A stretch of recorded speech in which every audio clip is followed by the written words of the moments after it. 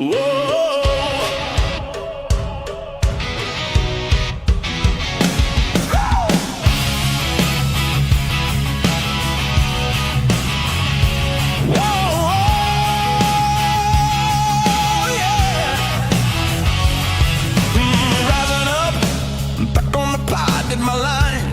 Check the spreads when the distance. Now we're dropping these locks, just the boys in the wheel to cash big. So many times it happens too fast. You trade your bankroll for glory. Don't lose your grip on the almanac pass. You must bet just to keep it alive. So the pick is in it, it's the thrill of the line. Dialing up to the challenge of the books, and the last known survivor starts his edge in the night. And he's watching us all. The pick is in. Face to face, out on the air, hanging tough, staying sharp. They stack the odds, still we take to the square for the win with the skill to survive. The pick is in, it's the thrill of the line. Dialing up to the challenge of the books, and the last known survivor starts his edge in the night. And he's watching us all. The pick is in. The pick is in.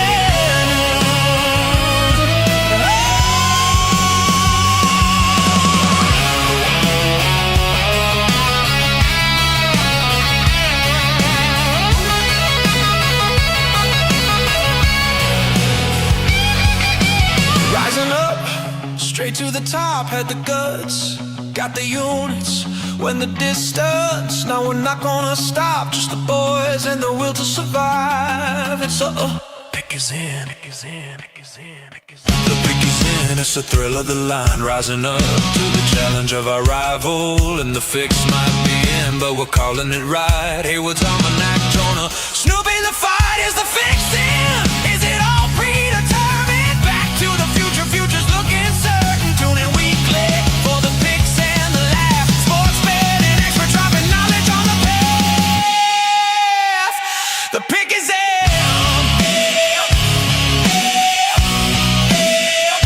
The pick is in. The pick is in.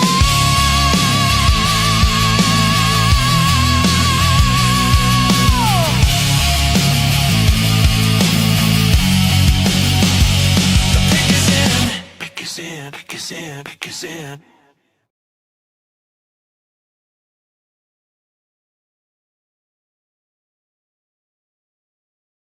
What did you say? Love it. What up, Snoop? What up, bro?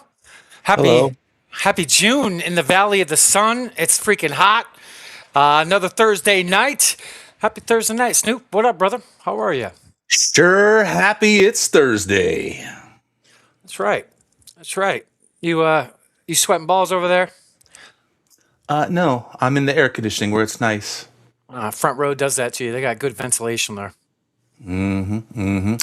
What is up, my dude? How was your week? Better. A lot better. Getting better day by day, brother. Thank you for asking. What did you say? We're We got an action-packed show tonight, folks.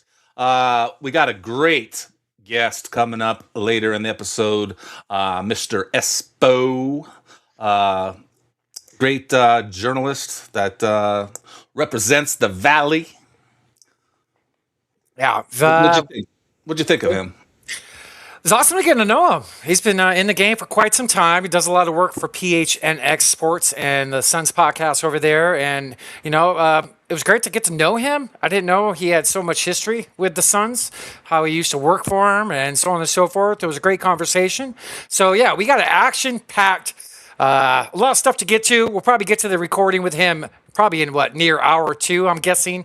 It went very well, man. It was cool to get to know Espo, man. He does a lot of great work. Hell yeah. Hell yeah. Yeah. So we got some NBA Finals action going on. Well, yeah, but first, where should we tell the people where we can find all of our great work, brother? Your mom's house. Your moms. Yes. Check us out at phoneboothpodcast.substack.com. Could check out all kinds of podcasts, including the Here's the Thing with my boy Snoop, Tuesdays at 6 p.m. Eastern. We got the phone booth. We got a great merch store as well. I want to show the new shirt that the Pick is In podcast has. They're nice and soft. It looks pretty good. $20, right, Snoop? Yes, 20 plus shipping, I believe. Yeah. So go pick up a shirt.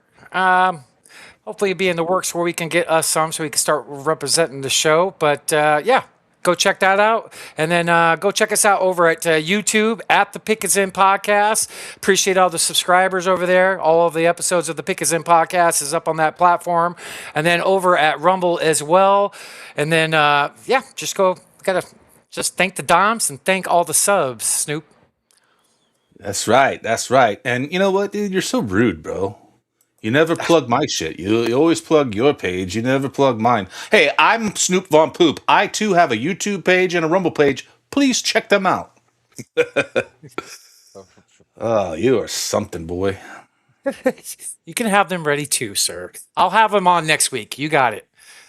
All right. I'll take What care is, of that next what week. is up, Mr. Templar? Thanks for tuning in, sir. What's up, Templar? A lot of Hey. love for that guy. If you guys don't follow Templar out there, go follow him, dude. He is a great follow. He's breaking down all the news. He's the man. Check him out on Mondays on the phone booth live streams with yours truly. We do it every Monday, 6 p.m. Eastern. So give Templar a follow. He's a heck of a guy. I freaking love that guy. You guys have great shows on Mondays. Like he doesn't even he's not even into sports, but he supports what we're doing. A lot of love for that guy, man. Stand up, dude, man. Cheers to Templar and to Cheers. all the subs and doms. And the subs and the doms. NBA Finals, Snoop. This is a monster, Man. not a beer. Just for the algorithm, this is a monster energy drink. Yeah. Watch the YouTube shut us down just for an energy drink. Probably. Right. Before we get into last night's game, I want to show some Spurs locker room action after their win the other night. Hey, Coach Pop, come check out my new son. Okay. What's this little fella's name? I call him Shad Hollywood because he can't keep his diaper clean.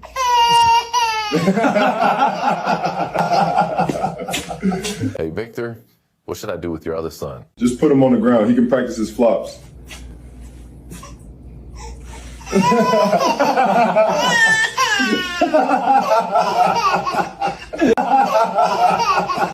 Hey, Coach Pop, come. It's exciting stuff right there. I got one more little thing here I want to pull up. Check this out. When the Spurs got to the finals here, and check this out. This is actually kind of cool.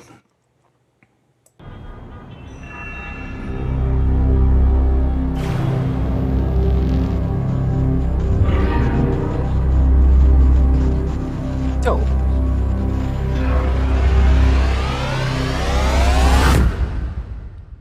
That is dope. Right.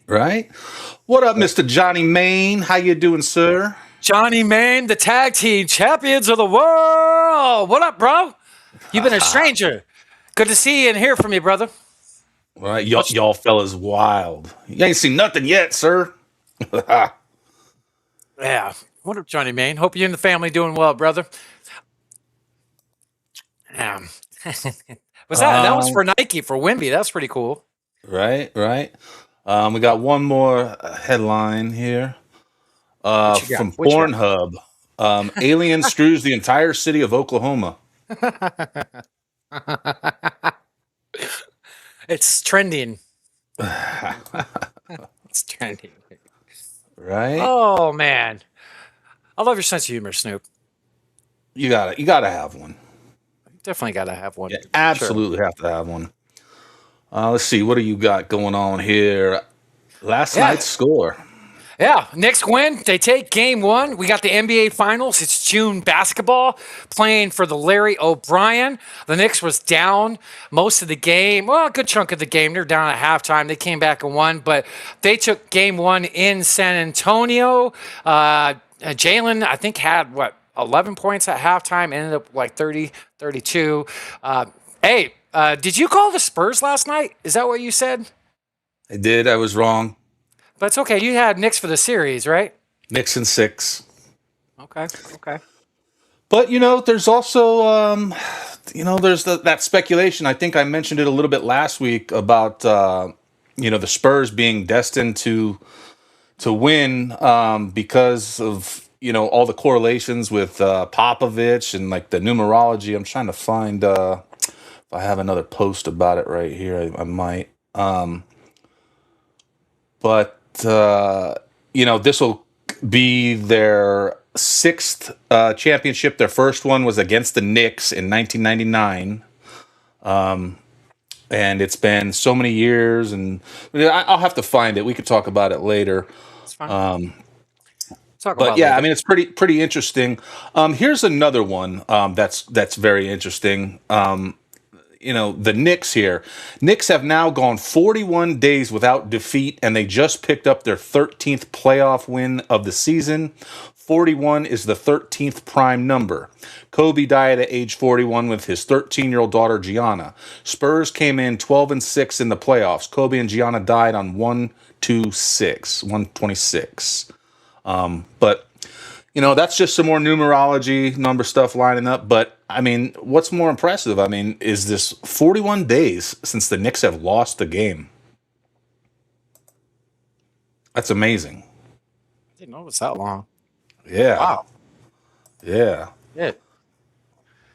What's Johnny Main say? Laying low, about to raise up soon like the Taker. Oh, like that meme. Like that meme. Is that a gay wrestling reference? Oh, boy. That's right. That's right. Oh, jeez. Dead man walking, baby. Johnny Main, good to hear from you, man. For real. I know you've been, it's the off season. I know you and Nick taking a little time away because it is off season. Looking forward to you and the brother doing some content. And we got to get you and Nick on before the season starts. Do a little fantasy football and football dive. But a lot of love for Johnny. Yeah. They got a great show. They do good stuff. They do. Dude, Game 7 of the OKC Western Conference game was the most watched conference championship in 24 years for ratings, nearly 16 million viewers. I'm not sure if that's finagled. I don't know how they take that into consent, but is it like a household of 4? I mean, I'm not sure how the breakdown is on this, Snoop, but their ratings were kind of down when the start of the playoffs, so it's picked back up. So... Yeah, I'm not sure how they come up with that number. It's like back in the day, they used to have those all the time, those Nielsen ratings, I think they're called. And, they would tell you how many views each TV show would get. But, I think that they don't really know. I think they're just giving an estimated guess, maybe. I don't know. Okay. But got the box scores pulled up from game 1. This is the only NBA action we have going on, so we got to indulge folks until we got Summer League coming up. But Brunson with 30, Wemby 26, Hart led all players in rebounds and assists. Go figure on that. But just got some stats up here pulled up. De'Aaron Fox didn't even have a good game, but I think the Spurs are going to take game 2. Snoop. I think it's going to be a 6 or 7 game series. I'm with you on a long series. So game 2 is Friday, tomorrow night at 5:30 p.m. Mountain Standard Time, with the Knicks having a 1-0 lead, and that game is in San Antonio. yeah, and then they return to New York for games 3 and 4. Allegedly, your president is going to go to game 3. That's right. I heard about that. I just heard about that. Yeah, game 3 in New York, Madison Square Garden, right? He just announced that, didn't he? He sure did. And Adam Silver made an announcement today saying he loves it. He's all for it. So this was, in my opinion, one of the more exciting moments from the game last night. Check this out. refereed that as well. You saw the security guard in pursuit. Mitchell Robinson, like, what's this dude doing? Scott Forster, you're Should have probably muted that. We'll probably get flagged for that stupid clip. And jerks. But yeah, so that fan runs out onto the court and gets a selfie there, and then he's now banned from every NBA arena. He had somebody else with him, and they're also banned from. Holy shit! And the selfie he took wasn't even a good picture with him and Wimby. Did you say something about Buffalo Wild Wings? Buffalo Wild Wings offered this kid to take care of his tabs for the rest of the finals if he wants to come watch games at Buffalo Wild Wings. But how sweet is that? Yeah, you got arrested and spent the night in jail, but hey, free chicken wings. Fuck. Shout out to this guy Toad. He posted it and he made a comment and it said, "Ha, joke's on you. This guy put $1 million on a fan running onto the court." But he's obviously it's a joke, you know. But Well, in funny the NFL, you could bet on streakers. I didn't know you could, if that's even an option for NBA. But that's fucking funny. yeah, right. And speaking of, I think 2 of the last 4 or 5 Super Bowls, there has been a guy that's put tons of money on a streaker, and he spent the night in jail and ended up winning a bunch of money because of it. But I think there's a lawsuit against the last one with the sports books and him. I forget the exact term. Yeah, I mean, that's interesting. I watched something earlier today, and it was about how this guy rigged the lottery system to win $27 million. And yeah, what's crazy is he did it all from Australia, but he won the Virginia lottery, and he had I think he had like 35 or 40 people working for him that would they had to set up warehouses and print out all these tickets and fill it out, every possible combination. I think there was like 7 million combinations to the numbers, for winning. And so he had to get a ticket for every, 7 million tickets, so it's like a whole operation. And I guess it cost total, I think it cost him, I think he wanted to say around $2 million to win 27. Damn. Yeah, and then they went and changed laws so people couldn't do that anymore. So they paid him the money, and then I think he ended up broke somehow. Something happened. I think he ended up broke. Wow. Yeah, crazy. Sounds like an NBA player story after going broke. Speaking of, shit, I thought I had a bookmark ready to go for it, but Terry Rozier, it was just announced today, Terry Brazier, as I like to call him, he's sacrificing the majority of his salary for next season because he got caught up in the betting scandal. Whoa. Yeah, he was one of the big names in it. Yeah, so that's good for the Miami Heat. Save some money. Yes, sir. Wasn't he like 27 million too, I believe? 20, I think it was 20, 25, Okay. 20, 25, 26. And yeah, I mean, that just frees up a little cashish for old Giannis. Oh, Greek freak. That's right. That's right. Oh, man. One little nugget from the NBA Finals I forgot to put in. Mitchell Robinson underwent surgery on his broken right pinky finger and did play in Game 1 and is probable for Game 2. First and foremost, if you got a broken pinky finger, if you don't play, I mean, something's wrong with you, man. Just tape it up. This is old news, actually, and it's been updated to where it was not actually his pinky finger, but it was in here, in his hand, like whatever you call this bone right here on the hand. And they say it correlates from hitting something, kind of like boxers, like when they hit stuff, so it wasn't his actual finger. Okay. Thank you for clarifying. Yeah, I just saw some doctor was talking about it earlier today or yesterday. I wonder if he punched something then, like punched the door. Probably. So I got all kinds of NBA news. You got anything you want to discuss or pull up? Let me see what I got here. What did you say? I got that's more NFL. This is funny right here. Shout out to the Unk and Neff podcast. This clip Shout is out. for you.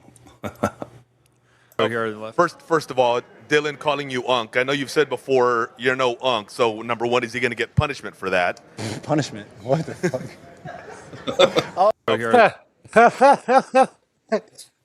That's fucking funny. Right. Let me see here. What else we got? We did that.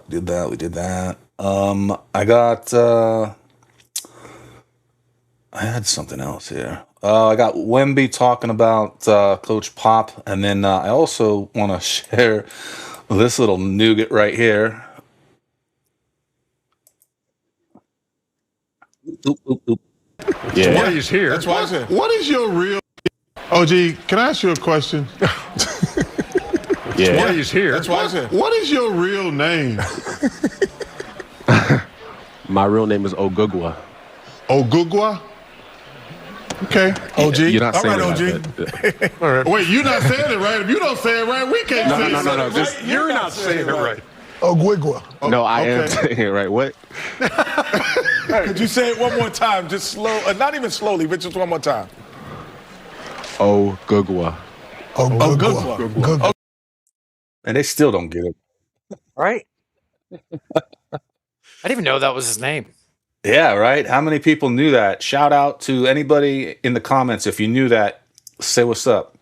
Yo, what up, Tip? How you doing? Congrats on the new podcast, dude. It's awesome.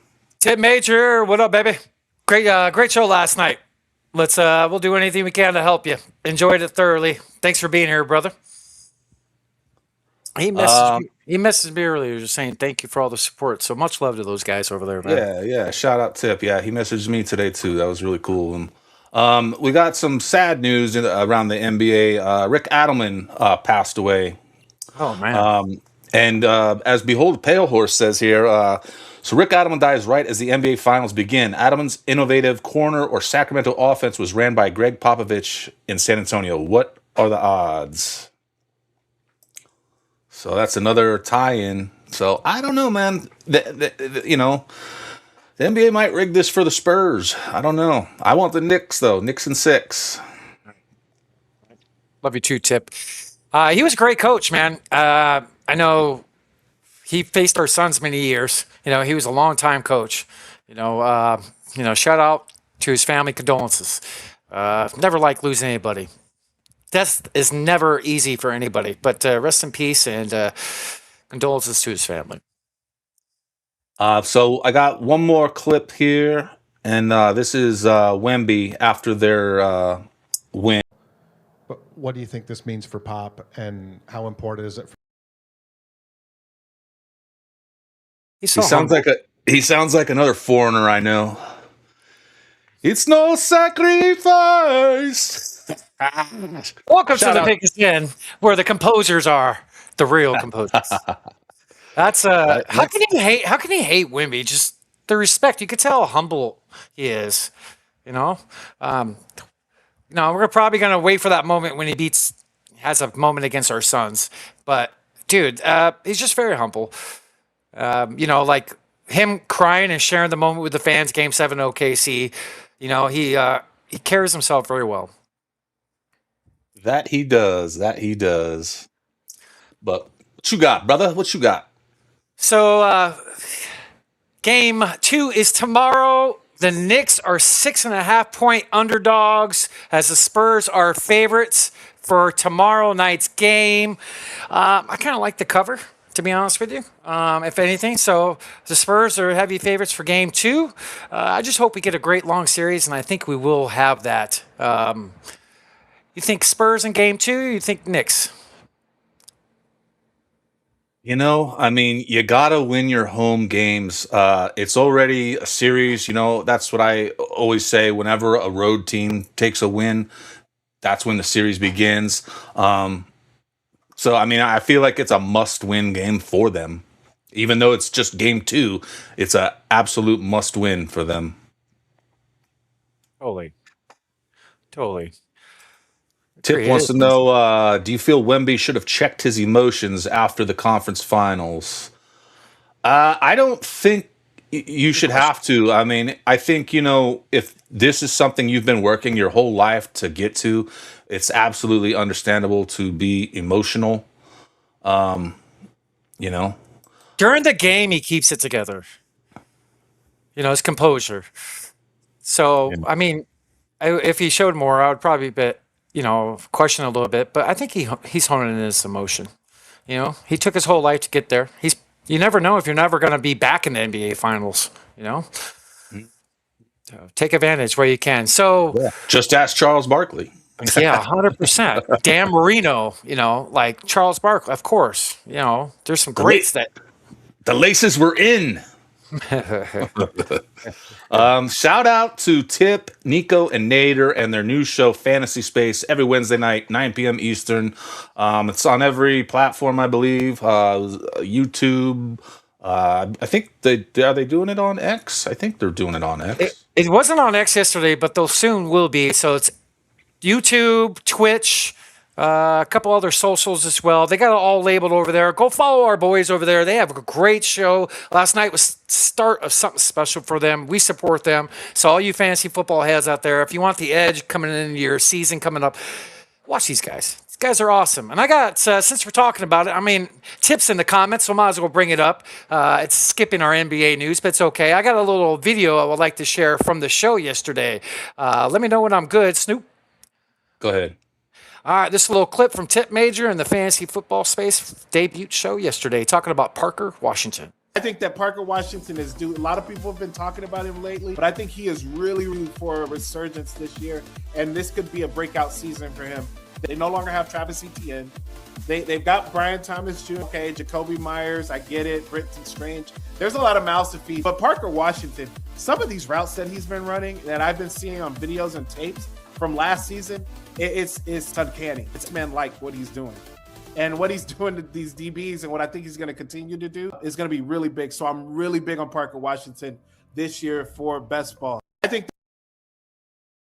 Shout out to the Fantasy Football Space over there. And I that's actually one of my main dudes. It's a must. Parker Washington is a must for me. So I agree with that. I think he'll be a top 20 receiver this year. Guys are sleeping on him. He's going later. There's a lot of mouths to feed, but he showed flashes of greatness at the end of the season last year. He plays that Chris Godwin role for the coach that was in Tampa Bay, and it's the second year in Tampa Bay. So Chris Godwin's second year with that coach, he blew it up. He had a career year. So Parker Washington, for all you fantasy football heads out there, go check them out. Yeah, a lot of people might say, why would we promote another podcast on our own podcast? That's because we believe in supporting our peers. We can all eat. You know what I mean? There's room for all of us at the table. We're not haters. So, 100%. That's what the space is all about. They support us, and we believe in them, so we'll support them. So absolutely. Absolutely. I got some NBA news. Should we dive into that? Yeah. Isn't that what we've been doing? Yeah. I got some more. The Orlando Magic are finalizing a deal to hire San Antonio Spurs assistant coach Sean Sweeney as their franchise new head coach. Sources tell ESPN. Sweeney broke into the NBA coaching in 2011 and now lands the Magic head coaching job as one of the top rising candidates. And man, he has quite a history, especially defensively. He's known as a defensive guru. A lot of younger players take credit for the defense, as in Victor Wembanyama and Castle. Other people that were involved in the coaching vacancy for Orlando was Jeff Van Gundy and Billy Donovan. So Orlando's got their new coach. So that vacancy is taken. Cleveland Cavaliers general manager Mike Gatsby has agreed to become the new president of basketball operations for the Philadelphia 76ers. Sources tell ESPN. So the 76ers have a new president of basketball operations. And then in other news, I have, let's see. Nope, skip that one. My bad. Wrong one. And did you hear about Stephen Curry's new shoe deal, Snoop? Mm-hmm. Yes, I did. Okay. So Golden State star Stephen Curry signed a 10-year endorsement deal with Li Ning I think that's how you pronounce it, is worth over $400 million, industry sources tell ESPN. Curry had similar financial commitments from other brands, including at least one more lucrative offer. But he chose to go with that brand. I've never even heard of this brand. Good for him. Maybe a start of something special. He was kind of involved with a little bit of the book shoes. I know Booker was talking to him about possibly wearing his shoe line. That was actually discussed. Curry calls Booker's shoes the most comfortable shoes he's ever worn. So that actually, I don't know if you heard about that, but that was a little bit of news. No, I didn't. But you know what I do have right here is Book shoes. What you got? I was going to save this for Suns, but since we're talking about them.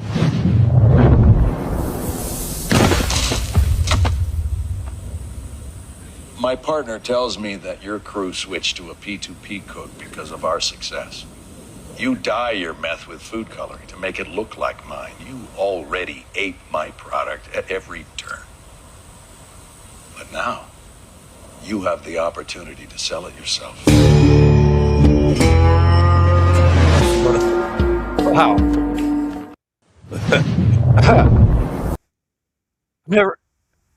I haven't seen that commercial. Holy shit. Breaking book? It's not a real one. That's why. Okay.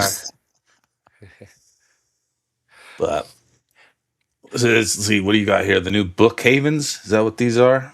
Yeah, Book Havens, since we're talking about it. This is from Suns Worldwide. He had shoes called Havens, and now this is the Hector, his other dog, his second dog.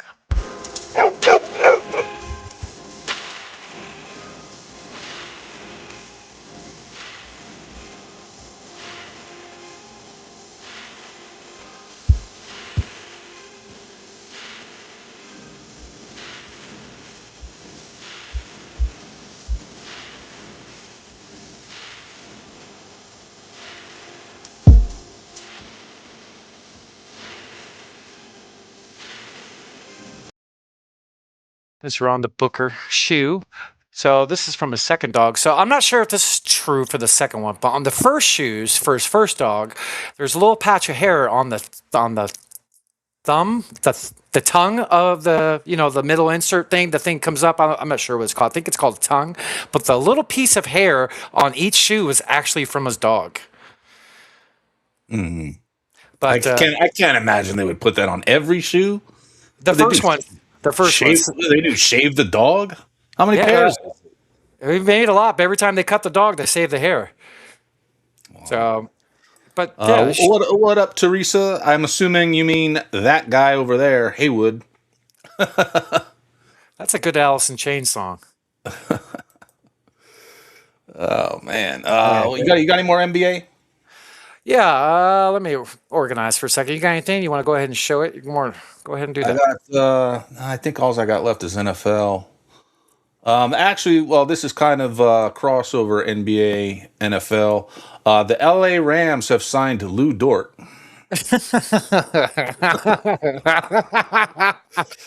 Oh, super teams, huh? So that's exciting. Yeah.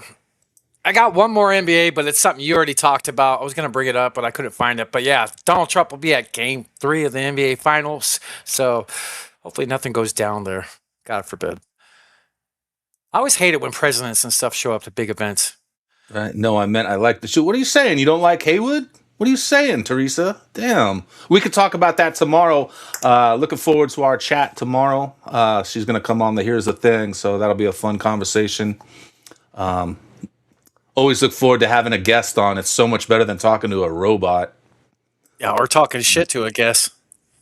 Right. We on the Pick It's In podcast respect and love our guests, first and foremost. Except for that one guy. And we'll leave that at that. Yeah, right. Condolences to Larry Fitzgerald and his family. Larry Fitzgerald lost his dad 2 days ago. My heart goes out to Larry and his family. Larry's a staple here in the Valley.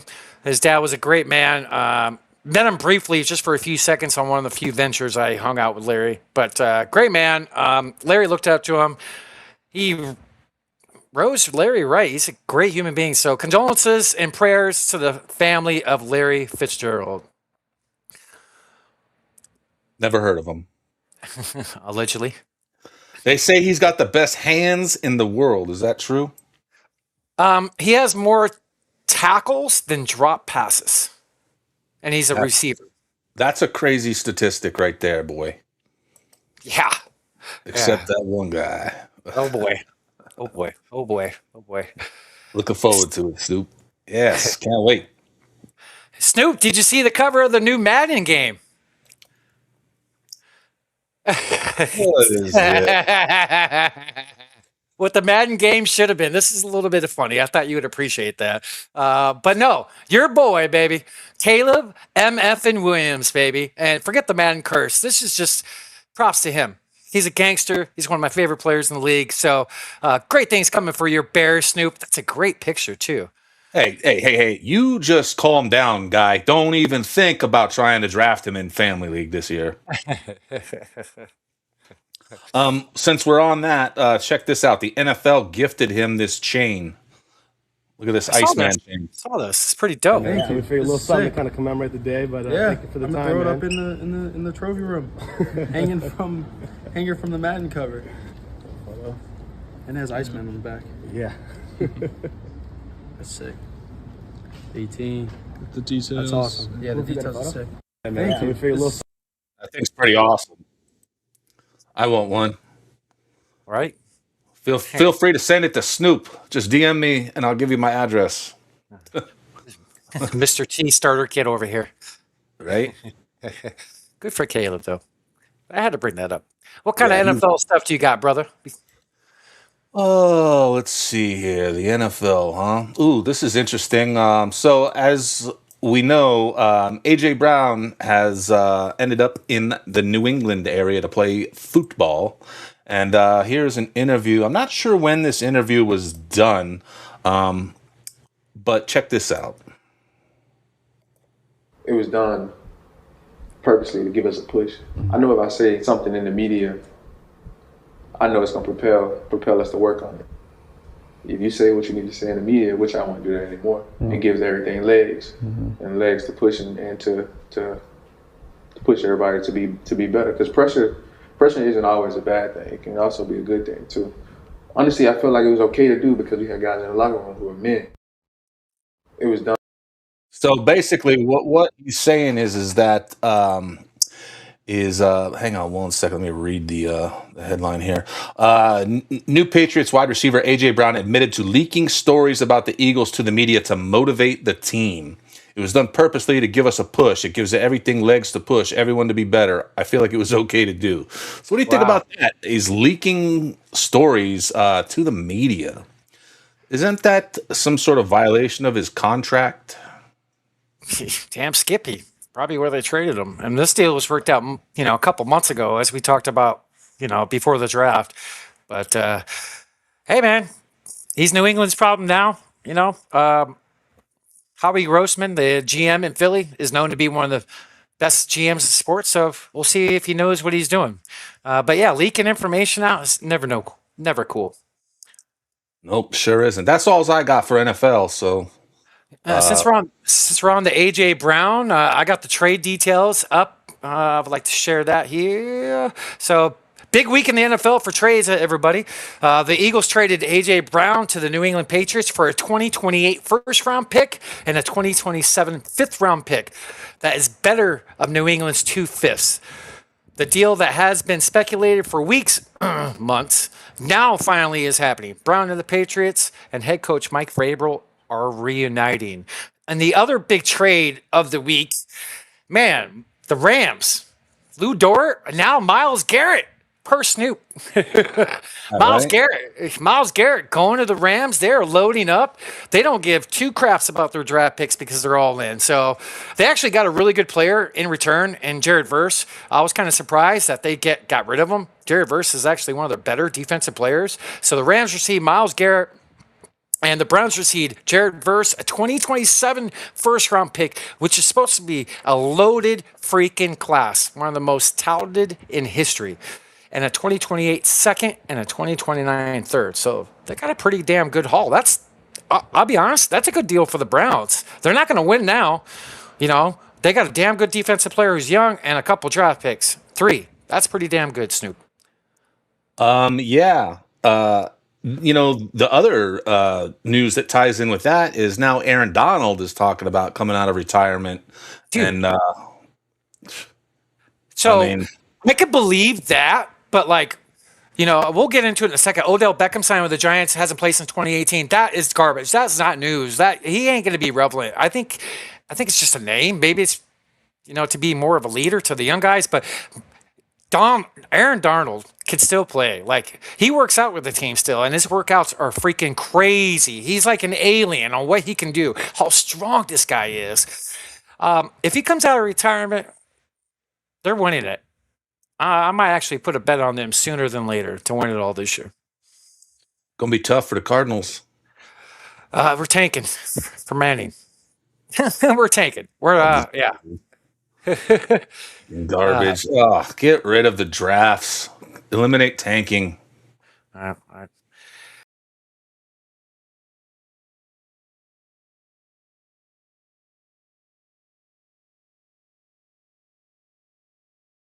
Back to the pick is in. I apologize, everybody. Our stream crashed thanks to the software that we're using, EV Mux, we use to stream, and for some reason it crashed out. But we're back up now. We've still got the interview with Espo coming up, and then we also have some Suns coverage after that. So I apologize to everybody out there that was watching. That's what happens when you stream live. What can you do? It's the first time we're have to deal with this. Evie Mux gets a boo and trumpets. So yeah, we got a bunch of stuff. We are just gonna wait till after the interview. We're gonna try to get things set up here. Snoop, let's roll into our interview with Espo. I got his socials. Let me go ahead and put that up here. Tell the folks a little bit about Espo and what you came out of with the talk that we had with him. He's a great dude. Looking for his stuff on here. All right. Where the hell did it go? I literally just put it in. Oh, here we go. Okay. So follow Espo on X. There's the link to his X page. Great dude. I didn't realize how long he'd been involved, in the sports community. He said he was going back to the 1900s, which I was surprised to hear about. He's the general manager of PHNX Sports. Here's their YouTube link, but you can go to their X pages as well. Just type in PHNX Sports and PHNX Suns, and you can see both of his pages. But yeah, great talk with him. Looking forward to some more. But let's, you got anything you want to add before we jump into the interview here? No, I think the interview is needed because we could reorganize with how much we got fucked up. But yeah, enjoy the recording. Guys, Espo's awesome. Just some good Suns talk, getting to know him. And yeah, just enjoy it, crack one open, and come back to the stream. We're going to come right back. So guys, enjoy the interview. Look who we got here. What up, brother? Dude, do you run a brewery or something, mister? I wish there was actually something in these taps. It'd be nice. Oh, they're real. Would be taps. a little more. Oh yeah, they are. Background. Oh shit. They're just not connected to anything. This would be a much more entertaining episode if I was free pour over here. Man, that'd be great during the show. Hold on, let me get a drink. Hold on. Man, Snoop, we got a great guest today, man. The one and only Espo from PHNX Sports and PHNX Suns podcast. Man, we are glad and grateful to have him here on The Pick Is In. Welcome in, Espo. Thanks. Always happy to stop by and talk Suns. And, The Pick Is In. I don't know how many of those we're going to have over the next, 12 years if you listen to the national media. But glad to be here with you guys. That's funny that you said that because there's more picks than people realize. Like I was just looking at something the other day. Like there's a first round pick next season and the following one. Like what? So when people say that we have no picks, what are you talking about? Like it's the controlling your own picks is what it is. But yeah, it's you have picks. It's just not your own. In a lot of cases, it's the worst of enter three teams here. So. Yeah. It's wild, you know. Those picks, like, do you think that those picks right now are more valuable as a pick or as a trade right now? I honestly, I don't know with these new rules, and I'm not sure the NBA itself has kind of decided on it. I'd imagine most teams hold on to these picks now because you have a better chance if even if you're good at winding up with a lottery pick and potentially a number one pick. I mean, even that loser that 7-8 game now is in the middle of that. Which if the Suns had their pick and this was. This rule was instituted, the Suns would have had a 2% or whatever it is chance of the number one pick. So I'm guessing the consequence of it, maybe intended or unintended, is teams are going to want to hold on to those picks more than move on from them. But you're also playing a tough game because if you trade for a pick like Memphis has Utah's, now the best they can get is 6 next year. If Utah, everything goes to hell, the best that they can get is 6. So there's two ways of looking at it, but I imagine more teams hold on to those first rounders than move off of them. More accessible to be kept now. You're totally right. I mean, a little bit more. Do you think we'll do anything as far as moving up? Well, we got the 47th, 48th pick coming up in this year's draft. Do you see the Suns possibly moving up at all in this year's draft? 47th, and maybe kind of what they did with Rasheer and moving up further in the second round. I don't know if you're going to have enough to convince somebody in the first round of this draft to just either move out completely of it or trade one of their multiple first round picks to get up there. I know people talk about Grayson and Royce and those as potential trade pieces, but I don't know if that's enough to get somebody to give up a first round pick in this year's draft. It's not as deep as people thought because kids went back for NIL money rather than entering the draft, but it's still a very deep draft. So I don't know if anybody's going to move off of a first, but I could see them moving up into higher in that second round if somebody they like is there. I want to ask you, since you brought up that NIL money right there, do you think I guess it's a two-part question. Do you think that the players should get that money? And two, do you think it should be based off of things like merch sales or like what else they're bringing to the table maybe? Or should they just like, if they're good enough, I guess is a horrible way to put it, I feel like, but should they be entitled to some money? These college players? I mean, they deserve money. They always have. I mean, they created a $1 billion business. You don't have the players. Nobody's going out there to watch, the John Calipari's of the world scream on the sideline. It's just not the reality. No, yeah, sure. It's part because you went to the school, but nobody's going to go watch rec league because these guys are wearing the team colors. So they definitely deserve the money. Honestly, they need some kind of cap system maybe, but the players, it should be the free market like it is, where if you're good, you can get top dollar, and that's just the way it is, because it's the way all of our economic systems are set up in sports like that. And I don't know why, if you're going to pay college athletes, it should be any different. I would pay money to see Bob Knight throw a chair across the floor, though. I'll say that. Especially now, that would be quite a feat. You get zombie Bob Knight. I think we all would kind of pay. I think I would too. Espo, a little bit of like getting to know each other. You've been in the Valley for quite some time. Are you a native? How long you been a Suns fan? And tell us a little bit about your background, brother. So you politely said old. That's correct. Hey. I'm 42. Oh my God! I'm leaving this because I'm out. I'm out. You're the youngest here, Espo. Hey, that's the first, because most places I go, I'm not, especially on our show. I'm the oldest by well over a decade with it. But so I've been I've been here since I was like 9 months old. I was born in Boston, but essentially I am a native here.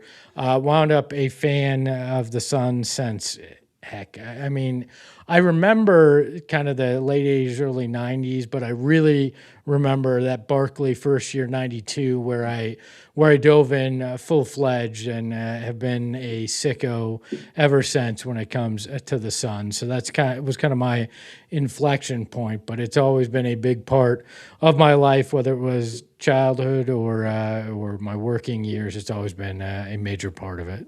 So in Suns years, you're 62. Yes. Okay. Well, no. I'm 90 because you age a lot, especially from the 90s on, and that lost decade in the 2010s, I gained like 40 years there. So, all right. We've been diehard fans. I'm born and raised here. Huge Suns fan. Been to hundreds and hundreds of games ever since the Madhouse. Like '89 Showtime. Lakers was my first game. Snoop was a ball boy for the Suns, so it's just something that resonates. We're diehard. Love our team. Take our heart out on their scar tissue of all Suns logos. So definitely feel you on that, brother. And there's not many natives. Not many Snoop, at all. Snoop, what years were you a ball boy? 94, 95. Oh, so you got some prime Suns players there that you were ball boy. Yeah. Who's the worst? Who's the worst? What? Like in what way? To deal with as a ball boy. I'll tell you the worst. I'll tell you the worst thing that I had to deal with was Danny Ainge's kids. Kids. Oh my God. I was gonna guess that too. I was gonna guess that. That's funny. Yeah, no, I remember they would run around the arena, and of course they're entitled, and no offense to them, I'm sure they turned into nice adults today, but back then, yeah, I mean, I just remember the entitlement that you could see on them when they ran around. I was just a poor kid from the West Side who got lucky, to be a part of it all, and I remember another funny experience was meeting Colangelo's kids back then. I used to help Brian before I was a ball boy. I was like a little intern in the executive offices. Like I would run around and just help whoever I could in the offices. And Brian Colangelo was one of those people. But I'll never forget being on an elevator with Jerry and Mandy is his daughter, Mandy Colangelo. And this is when I was a ball boy, and I was just like standing in the corner just listening to them talk, And she was like, "Daddy, I want Kevin Johnson to take me to get my driver's license." I was like, "Are you fucking kidding me right now?" Like, well, I mean, there was no better son at driving than KJ. I mean, that's a good point. That's a very good point. Good point. Hey, what I gotta ask? I saw the mug. Yeah. I've seen the logo. Are you a big Back to the Future fan? Yeah, my whole GIF, ready? Predicting sports with the Almanac, Haywood. It's up to Snoop created my name, so yeah, huge. And the show's theme, yes, all of it. Check. I'm right there with you, my friend. I just saw it, and I had to ask that as well. So that's right. Great Scott, jumping gigawatts, 88 miles per hour, baby. Love it. Love it too. Love it too. Go ahead, Snoop. I just lost my internet connection the other night, so I watched part 1 and 2 just on the DVD, because I didn't have no connection. So I was like, "Fuck it, I'm gonna watch Back to the Future." Love it. That's one. It's a cable one where even if you're going through, you're flipping through, or you're on YouTube TV, whatever the case would be, and you see it, you're like, whatever the point is, you stop and you're just Stop like, it. all right. Yeah. Even if I only got 20 minutes, I'm Right. watching because I know exactly where we're going. So. Yeah, I a little story about me. I'd never even done social media. Snoop, thank you. I always tell everybody about it. If it wasn't for you, he started pushing me last year when I joined X. I've only been on for a year.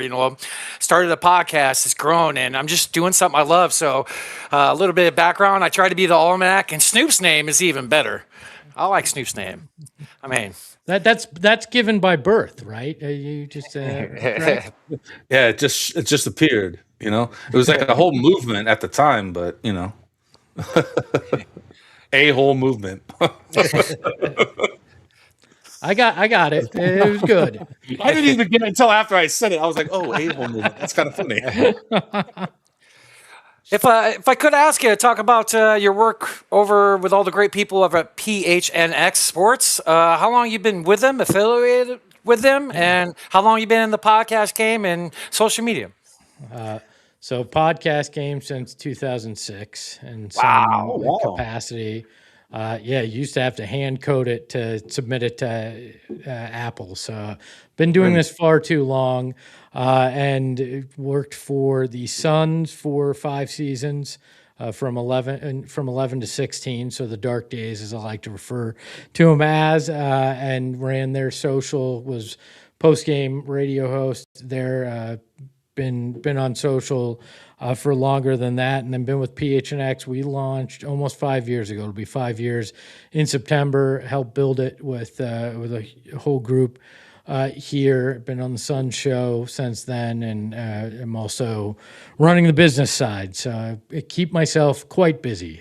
But yeah, we working with Eric Ruby, Gil McGregor, Steven Prigion Gardner, and doing 5 days a week of Suns coverage, and then pre and post game during the season. So we are constantly talking Suns. If it's happening, we've talked about it, and if it isn't happening, we may have talked about it too. So, wow, you're an OG, brother.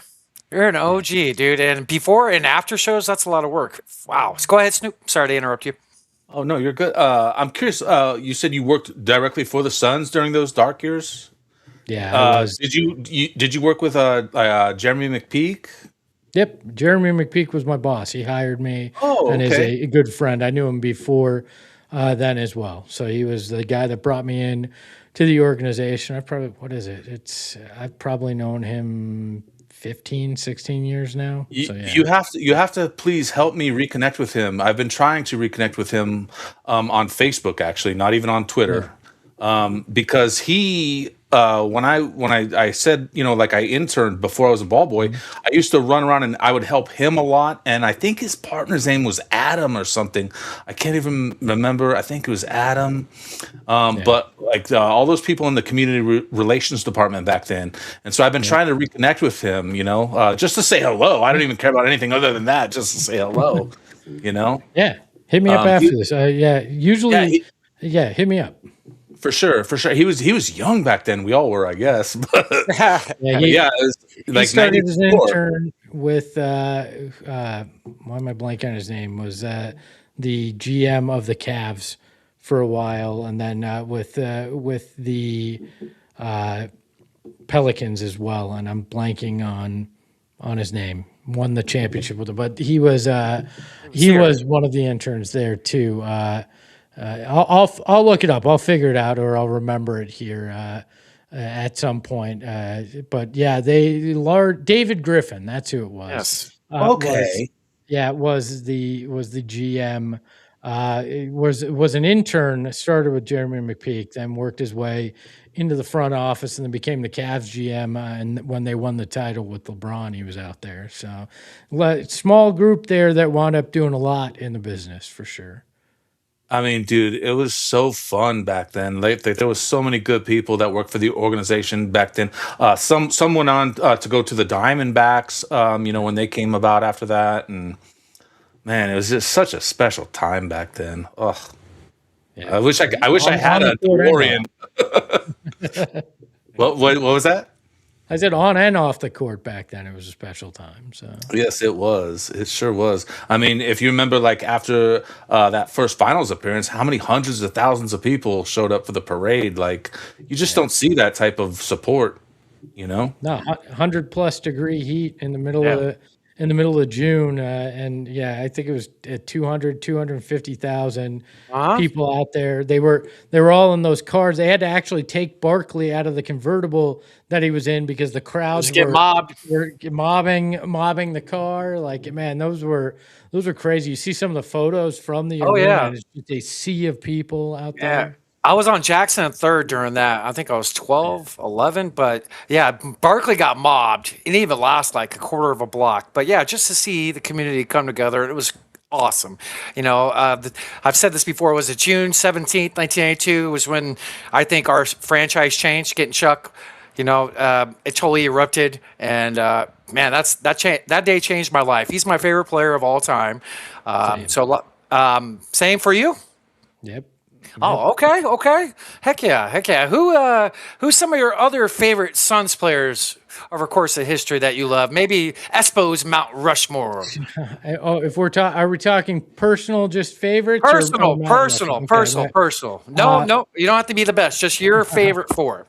Alvin Adams would be on that because great. If you obviously I wasn't alive for it, but if you watch or read anything about that 75-76 team that went to the finals against the Celtics, his rookie year, he was unbelievable. But then I got to know him. He actually works for the team and runs the arena as his job. He's kind of facility management over there and is one of the nicest human beings ever. So he's on there. Devin is on there. Got to work with him his rookie season and was a brilliant young 18-year-old then, a good guy, but has blossomed into that. Love watching him. Chuck is on there. And then I got to think. The fourth one's always kind of tough.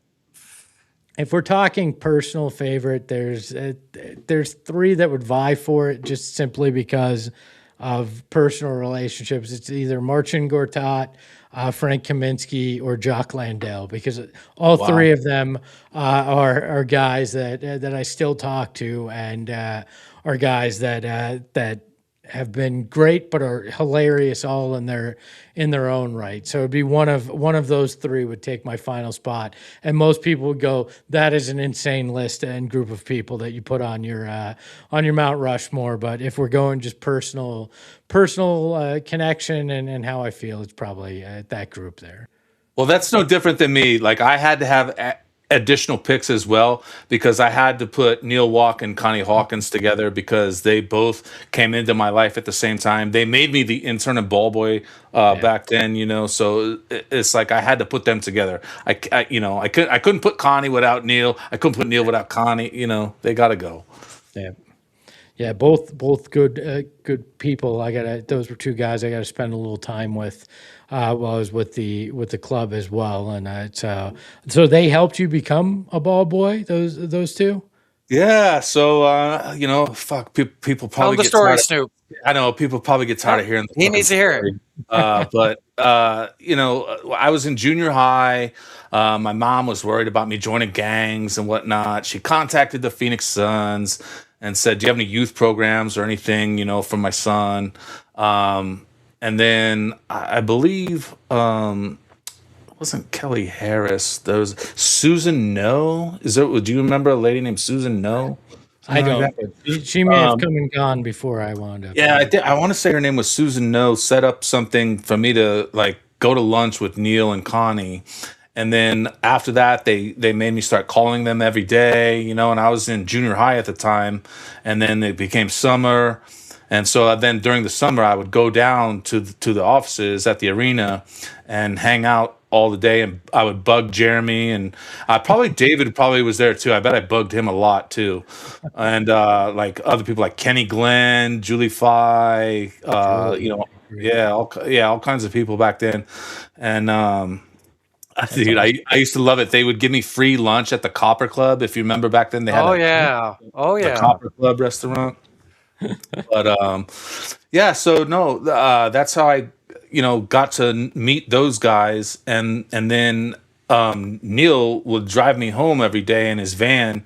That was set up for handicap because he was in the wheelchair. So he would drive, it wasn't a 3 on the tree, but that's how he would have to drive was through all of that, it was wild. That's amazing. Those two I've heard so many great stories about how they helped in the community, but I never, that's spectacular, man. Dude, so Neil came and watched me play basketball one time, and I must have hit 20 shots in a row. I was on fire, right? And he was like, "All right, you shoot okay," but he just played it down, dude. And I was like, What? Dude? I was like, what are you talking about? Lord up, dude. What are you talking about? That's cool that you like Alvin Adams. A lot of the newer generation don't know who the heck that is. It's arguably one of the best centers in Suns history. And did you know about his food eating stories? No, I don't. So if you can look it up, but there's notorious stories of when he was traveling with the team would take him to all you can eat type of like eating contests. And I remember this one story in Buffalo, New York, where he ate like 120, 130 wings at a sit down and like broke the record. But this dude could eat, and then he had like 40 something points that night. You know, a lot of people realized who the heck that was. He was an awesome player. He was definitely fantastic. I heard Jock is a very funny dude.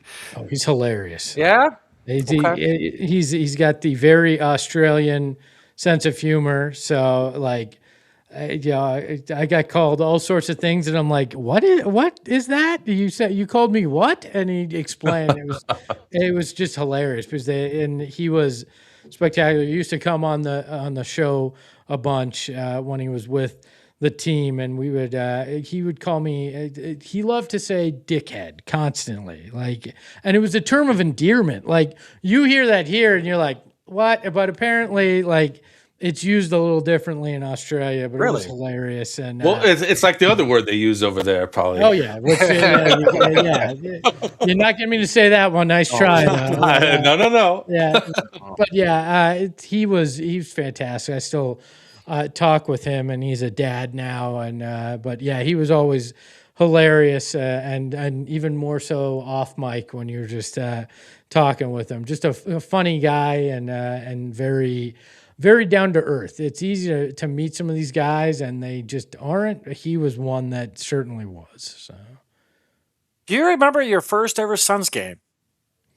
Yes, first Suns game in person would have been probably November of '92 against the Utah Jazz for my 9th birthday, I think. Wow. That I convinced my parents to buy some Upper Deck tickets for my birthday, and got a chance to go out there to the Purple Palace. I did not get to see a game in the Madhouse. My dad went to a bunch of them, but I was too young at that point to, I think, fully appreciate it. But I remember going out there for the first time in that 92-93 season. So the pick is in, making you feel young, brother. You're the youngest on the show. It's probably been a while, so you're very welcome, brother. Thank you. Yes, very, very much so. It's nice to feel young despite not feeling young physically. Awesome. I would hate to ask how old are you in Cardinals years. That's probably worse. 465 years old in Cardinals years. And, love it. Yeah. Still waiting for a quarterback after all those years too. So. Hey, I'm a Bears fan, so I can definitely relate to that situation. You got one now, though. Yeah, well, I know, but it only took 108 years or however long we've been in the league. Yeah, but now you got him, and he's given himself the nickname Iceman. He's on the cover of Madden. I'm sure that'll go well. Yeah, it's gone so well in history. So we'll see. See, I'm not worried about it. To be quite honest, you would think that would stress me out a little bit, the Madden curse, but I'm trying to, trying to be positive. But I think, I think the Bears are going to have a good season. I hope so for your sake and my wife. She grew up in Chicago as a Bears fan. So I already like your wife. I haven't even met her. She is, as people like to say, the better half. That is very much true. So, yeah. So since we're talking about a little bit of Cardinals, we'll dive into Sun stuff in a little bit. But I got something pulled up, Snoop, that I would like to share. Are the Cardinals going to actually spend the money with their cap room and sign Jacoby Brissett? They got plenty of cap room. If you're a starter in this league, you're making $22 million. They're far apart. He's making less than even backups. They got money. Is this just the team being cheap? Is it a bad owner? Or hold on. Are they tanking for Manning? Why aren't they even close on Cox? It's door 3. He's not a starter. He just happens to be the guy that they're saying, we need you to keep the seat warm till we can see what we have with Carson Beck. And look, maybe he gets 2-3 more million, or there's you start X amount of games, you'll wind up getting to this level, which then they'll never start him that amount of games. But I don't think it's a cheap thing. I think it's what leverage do you have to try to do this to us? We've got you a little bit younger in Gardner Minshew, and then Carson Beck, that if we really either believe in him or want to tank, we can turn to and do just fine. So I think it's more. I think it's more of that on mine. Okay. Do you think he's the best quarterback right this second on the roster? No, I think he's even with Gardner Minshew. Wow. Okay. Okay. I mean, you look at the stats. Minshew's had a better stats in his starts, and technically has had more success as a starter than Jacoby, and more recently than Jacoby as well. You're right. I can't tell you the last time Jacoby won a game. Totally right. Dallas last year, 1-11. Thank you. Thank you. So there you go. Thank you. Okay. Okay. How long you been a Cardinals fan? As long as you've been a Suns fan? Yep. Okay. I actually remember. I remember listening to Cardinals games in the late '80s, early '90s with my dad on Sundays. So yeah, Tom Dillon on the call back then on the radio, and yeah, unfortunately, and I still have these scars from sitting on the metal bleachers in Sun Devil Stadium and in the early '90s heat in September. So yeah, playing in the NFC East, geologically mismatching. That's just an advantage for everybody else. But you're right. The September always opened up 3 or 4 games on the road, and it was blistering hot. My first game was against the Eagles in '89 with my dad. I went to a lot of games. Yeah, in the 46 defense, totally. I think it was like a 16-9 game, very low scoring. But that was my first game. Went to every game in the '90s except one at Sun Devil. So I feel you on that aspect. I've been through a lot. Hopefully we'll get a winner in town, as Buddy Ryan would say. But a lot of good memories with my dad. So some that resonates with you is dad, brought you into the sports world, and that was a bond that you guys had, correct? Yeah, very much so. And look, wins and losses, we live and die metaphorically with that. But a lot of the memories that you wind up walking away with have very little to do with what the result in the game was. It's a moment. It's who you're there with. It's like the 2021 finals is a tough memory for some people with the Suns because they obviously lost. It sucks. It still hurts.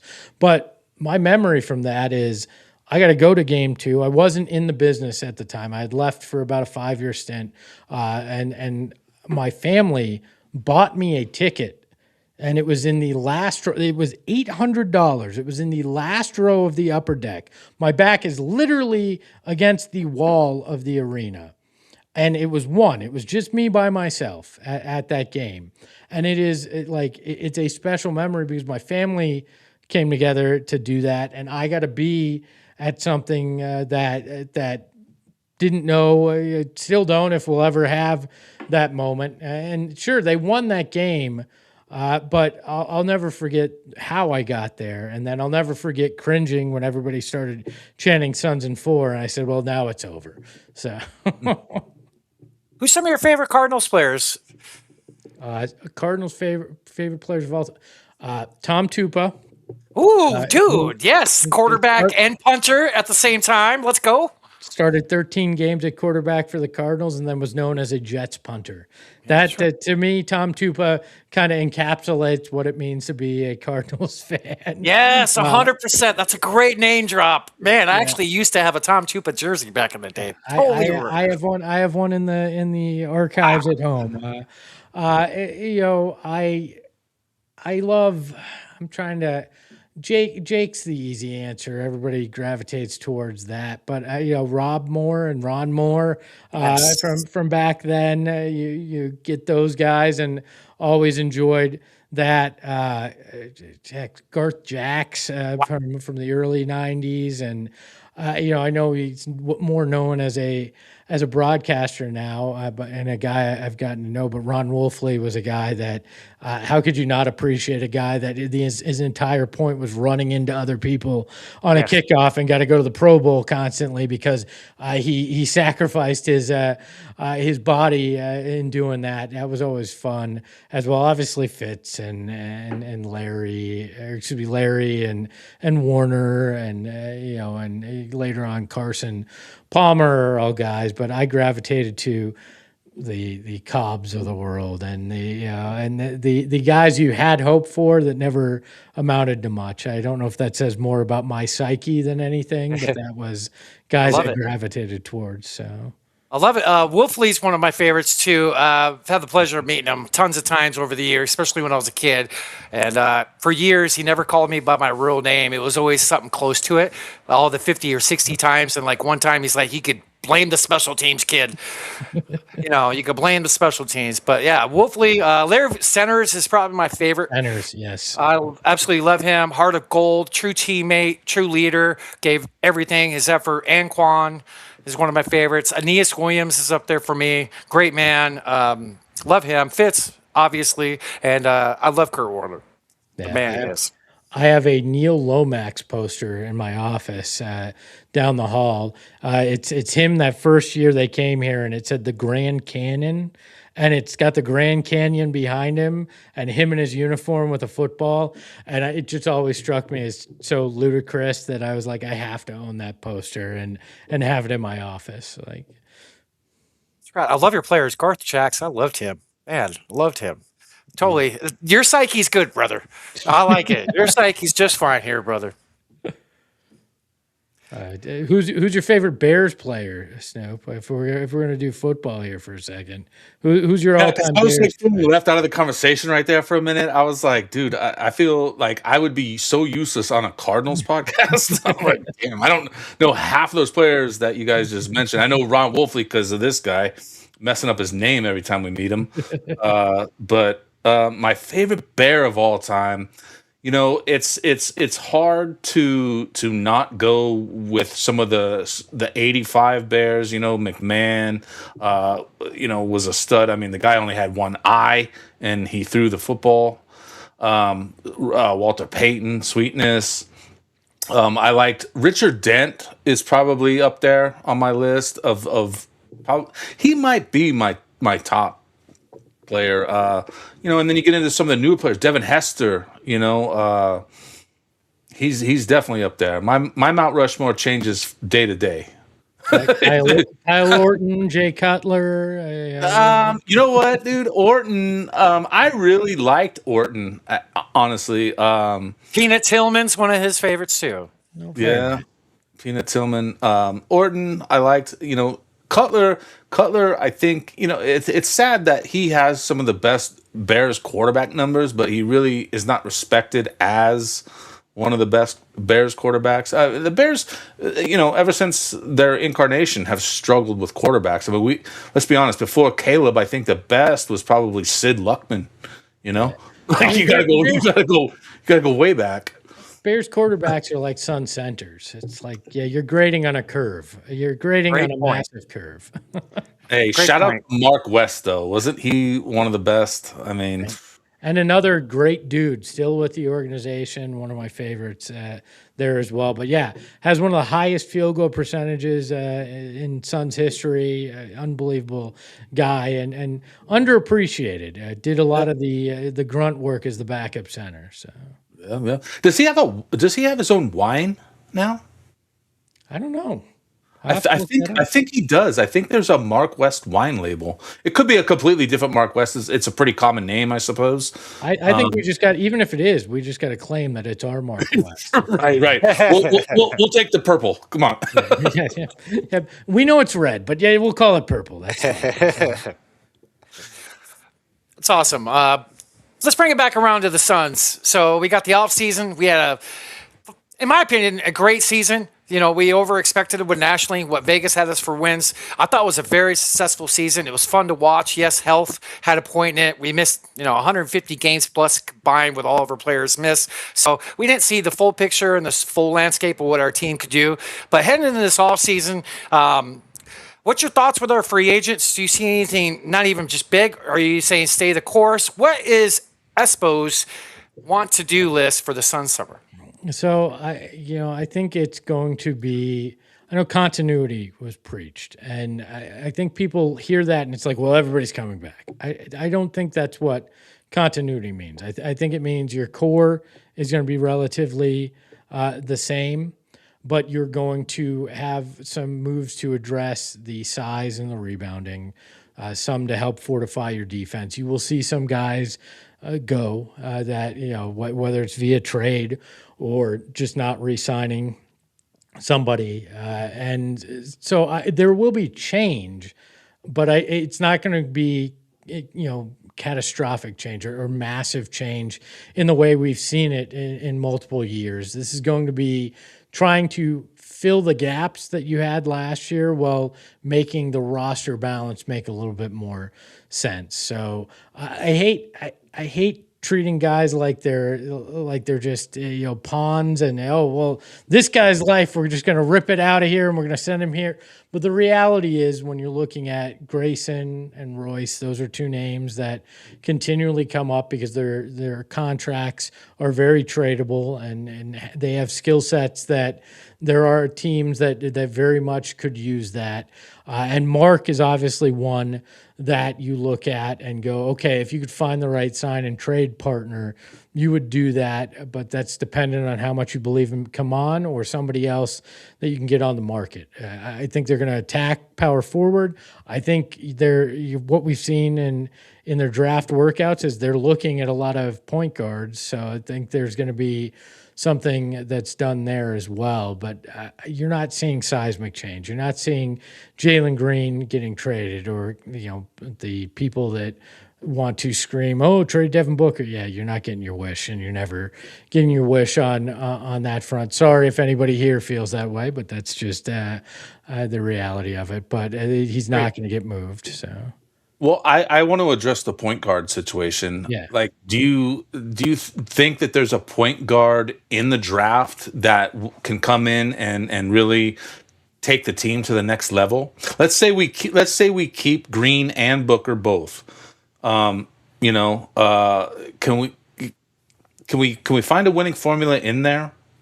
I mean, look, the simple answer is no. There's not a guard that point guard you're gonna get, especially at 47, that's gonna come in and drastically change anything. You might find somebody that can help in that bench unit and figure that out. Let's be honest. There's not a lot of true point guards in the NBA anymore. There's not the Chris Pauls of the world. Tyrese Halliburton is a guy that can do it. You're not getting him. You missed your chance. You Jalen Smith it at that point. So can you get somebody that maybe can help a little bit? Sure. Are you going to get somebody that's going to come in and be a starter and change the dynamic dramatically? No, that's not going to happen. It's an eye to the future. You see Colin and Goody returning? I think you have to bring Goody back. He is essentially We should have never got rid of him the first time. I tend to agree. I can understand maybe why it happened, but right now he's epitomizes. He's the poster child for what this team's about. That working harder and being bigger than your size, being the heart and the defense. His ability to hit the threes is fine. It has been better than it was in his previous stint here. I think you have to bring him back, and obviously he's going to be the cheaper of the two options. I think Colin. This is where it depends on what the market dictates he's worth. If somebody comes with a large offer, if we're getting to the $15 million a year range, I think you have to start asking yourself, was he the guy from that first handful of months of this season, or was he the guy that kind of we saw towards the end that didn't have the same shot making ability, that it kind of ebbed and flowed a little bit? Is he worth that with the restrictions that you have over the next 5 years because of dead money and those kind of things? Do you believe that he will live up to if you have to pay him $15 million a year, do you believe he'll live up to that? And if you have any questions, I don't think you can commit that much. Now, maybe you get a hometown discount because he's talked about how much he wants to be here, and maybe you don't have to worry about it. But if it's one of the two that I'm looking at, Goody's the guy I got to keep, and Collins the guy that I have to see how the market plays out. What's the number with Colin you would say would be too much?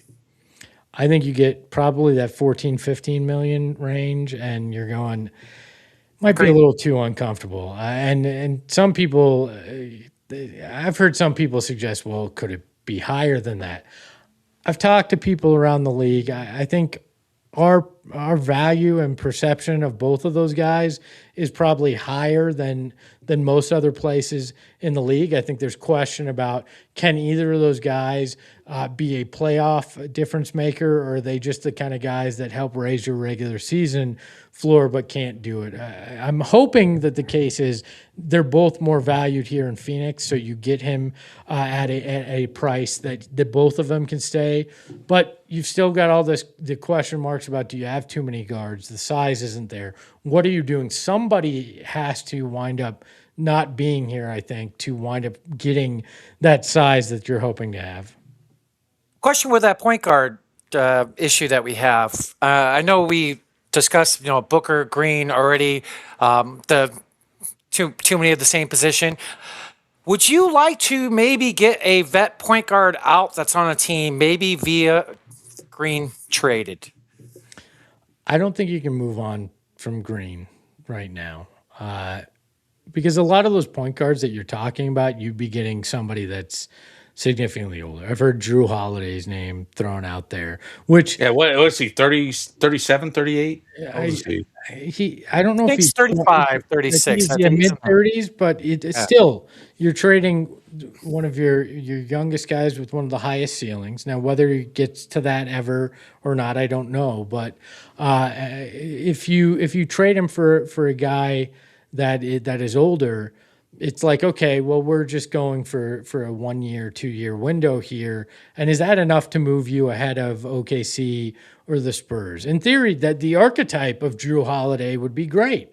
Defensive minded, guy that can pass the ball, a guy that you would think could play next to Devin Booker and do that well. But in reality, the age, the contract, what you'd have to give up to get somebody like that, I don't think you can do it. For me, Jalen Green is a guy you hold on to, and if it's not working, you consider at the deadline moving, because you need to show the rest of the league that he's healthy and that potential is still there. Right now, I think his value is much lower than a year ago in the past. Yeah, that's a very good point. Great point.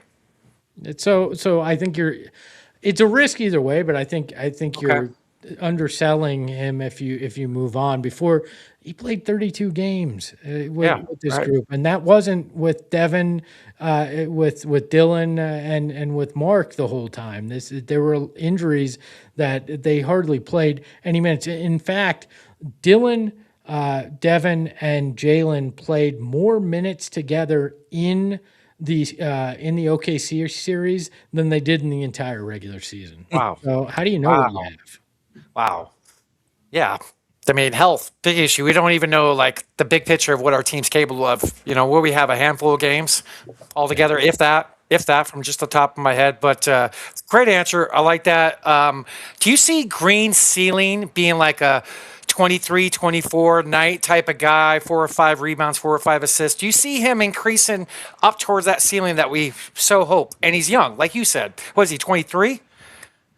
24 and 24, excuse me. He'll be 25. Yeah, I think as Ott learns more about what it is that he can do on the court, we saw them adjust the offense along the way with Jalen. I certainly think he can be there. I think he's a fringe all-star kind of guy. I think there is a ceiling where he could get in an all-NBA conversation.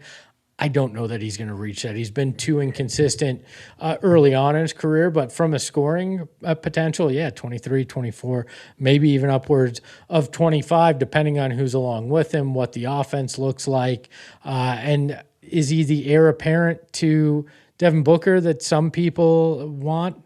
No, I highly doubt that he'll be the number one as Devin Booker kind of ages out, but he's a guy that has a huge amount of potential, has shown a lot of that offensive potential, and then played very well on the defensive and had his career high in steals per game. You're right. He this showed a year. lot of defense. He showed a lot more than I thought this year. Sorry to interrupt you. No, not at all. Yeah, that's exactly true. So he's got that fringe all-star potential where I think he could go higher if everything goes right. I don't expect that, but I think he could be that fringe all-star guard in the West. Okay. Now you mentioned power forward. Would you like to see Fleming and Molly Watch start this upcoming year? And is our four in Fleming, or what kind of four are we talking about? Draft? Maybe go out and get a vet? What in your eyes? What do you see? I think you'll have to go get a vet. Your young guy at that position obviously is going to be Rasheer, and I think he deserves every opportunity to win that starting job, whether it's right away or if it's later in the season as he grows. Come on is tough. I think you need to give him another year in the backup role with consistent minutes. Still young, still learning. We saw flashes, was fantastic at times defensively, showed some pop offensively with it. But I think you have to have a starter at center, and he gets to be the backup. And then Oso's your change of pace guy, and try to figure that out. Power forward wise, some people think I'm nuts, and I very well may be, but the name that keeps coming back to me, if you're going to have to shop at the scratch and dent aisle, which it seems like you're going to get somebody that has an inherent flaw, whether it's a history of injuries or a flaw in their game.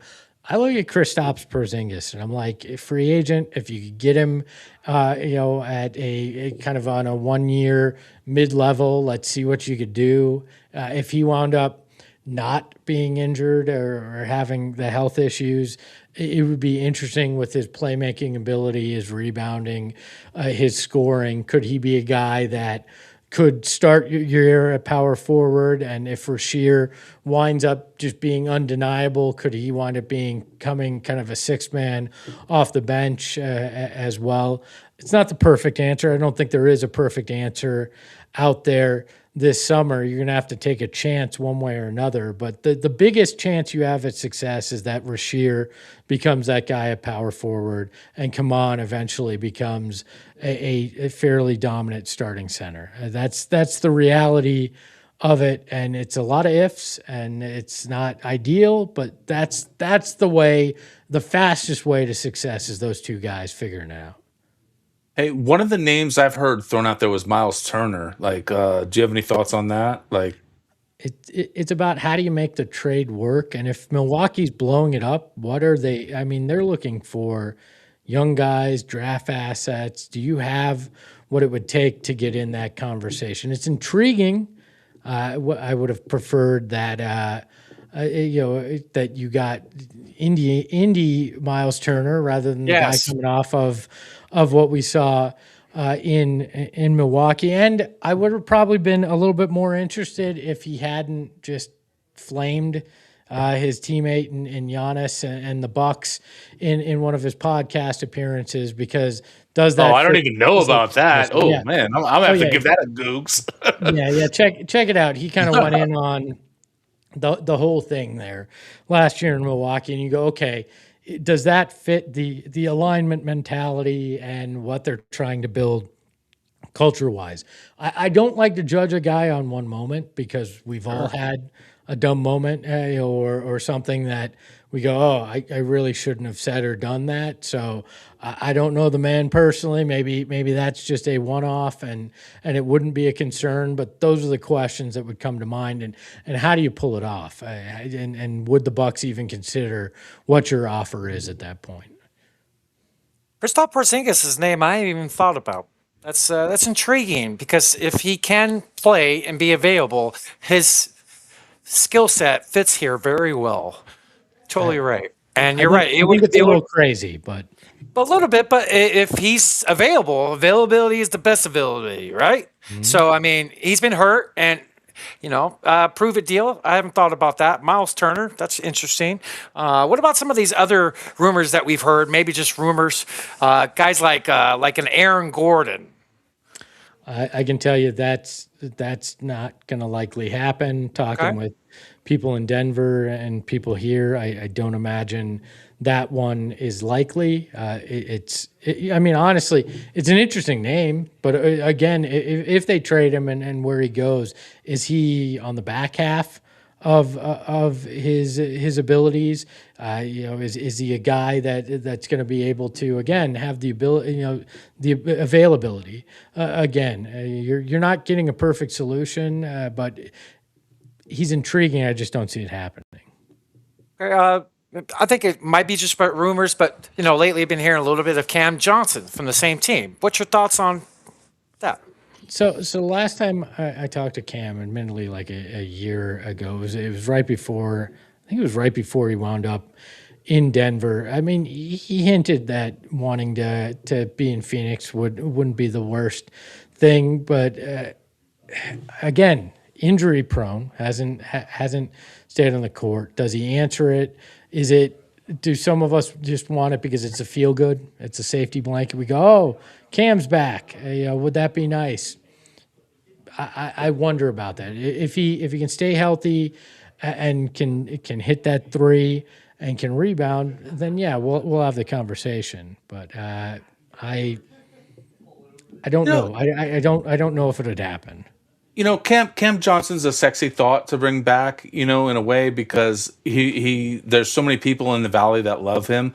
But at the same time, we're pretty strong where his position lies. Like, I mean, obviously, if Cam were to come here, you'd have to give up Allen or O'Neal, and I don't think, honestly, I mean, as much as I love Cam, I don't know that there is much difference between having any of those players there, other than when you get down to monetary value.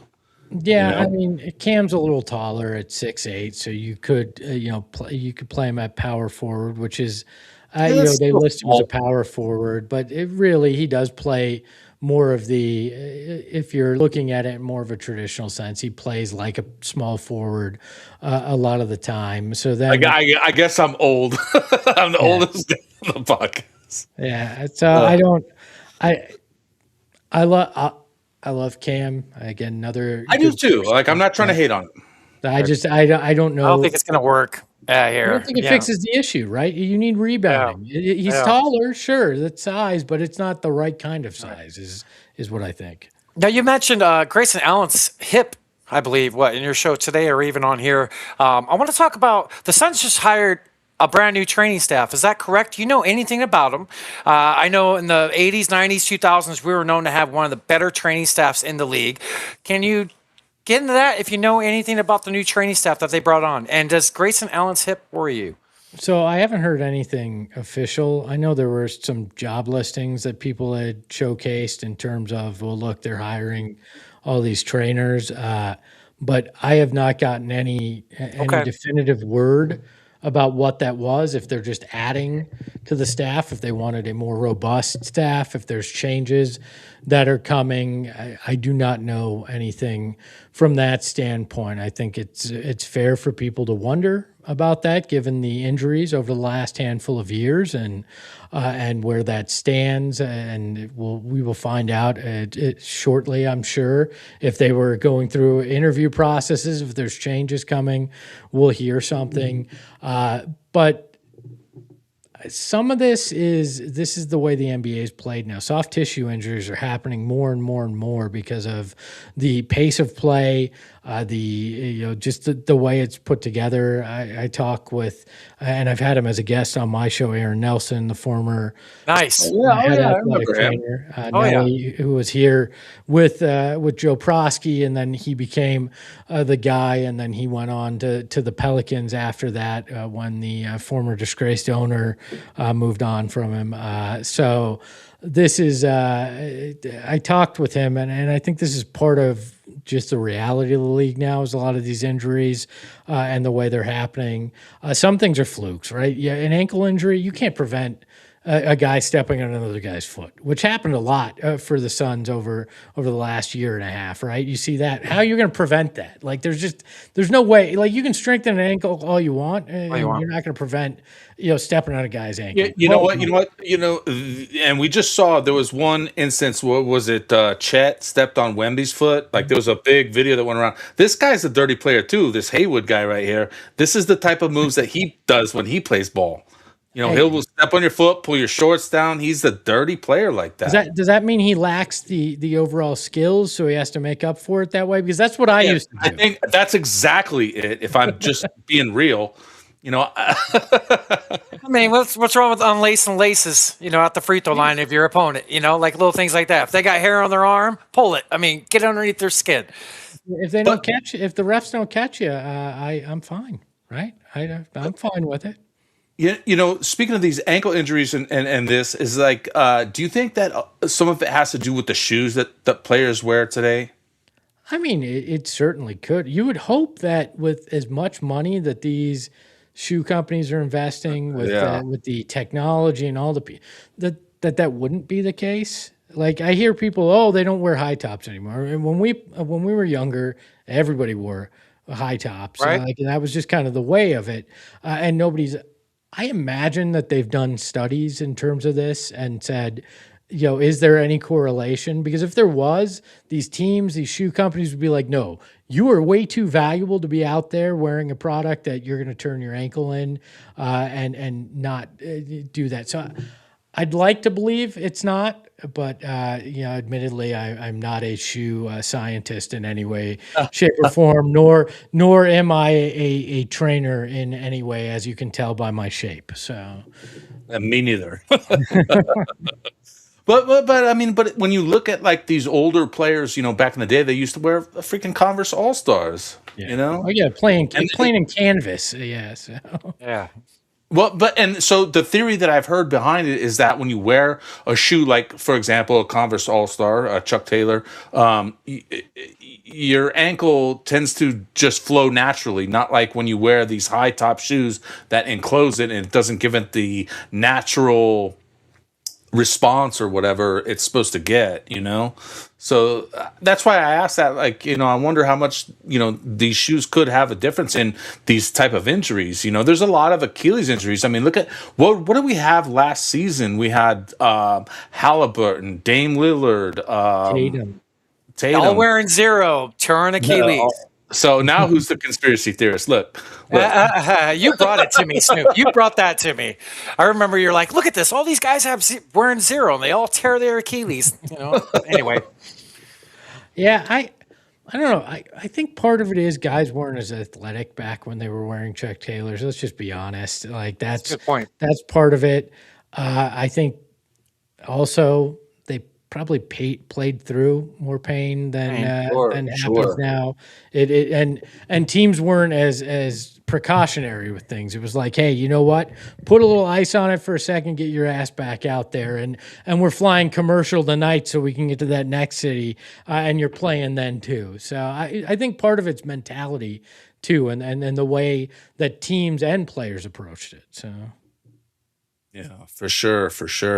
Dude, I remember one of the coolest things Neil Walker taught me was when he would go on the road like that. They didn't have like alarm clocks everywhere back then, so he trained his mind to set a mental alarm clock. And he told me how he would do it was he would just envision the clock going all the way around all night. From the time he went to bed till the time he was supposed to get up, he would just picture the dials going around, and boom, that's how he would wake up every day on time. I've learned at my age, you just drink enough water before you go to bed, and inevitably you will be up by 6 a.m. Regardless of when you have to be up. So that's funny. I think just thinking about it, man. I think the last pair of high tops I had was the CB34s. I think that's the last pair of high tops I had, and I always laced those things super tight. And I gave Chuck a little when I had an opportunity to play him at Paul Westfall's brother's camp, Bill Westfall, his basketball camp. I played him one-on-one for each other's shoes, and I remember tightening him, and he just gave me crap. But yeah, was that the one up north? Yeah, it's now. I'm not sure if it's called Suns Junior Camp right now, but it used to be forever. It's up in the Pine Was it outside. like it was WBC, like the Westfall basketball camp? Yeah, I did Yeah. that one year. I did that Yeah, one yeah. year as well. Oh, did you really? Yes, I had forgotten that, but yes, I did that. Holy crap. Not efficiently or effectively, but Okay. yes, I was up there. I remember. Love that basketball camp. Every summer went, as long as I did good in school, my parents approved, they would pay for it. And that camp taught a lot. Christian-based camp, a lot of coaches from the West Coast came. And, I never had a post game until that camp. We met all these Suns players, which is one thing that was cool. Like Frank, at the end of every week, we would always have a Suns player pick somebody out in the crowd and play them one-on-one. And we had like Frank Johnson, Cedric Ceballos, Charles Barkley one time. And don't know if you can see. I got to show you, Espo. Oh, that's awesome. I've got a picture of me with Chuck as well behind the bar at Marley's with Tom Chambers, and it was the craziest moment of my career. The Marley's downtown? The Marley's downtown. It was after a game. Barkley was here for TNT, and I get a call, and they're like, "You got to finish all your work and get your ass over here." Barkley, Chambers, Marley, they're all here, and they're all drinking, and a bunch of us are here. You got to get here. And I ran over, and they were like, "You got to get a picture."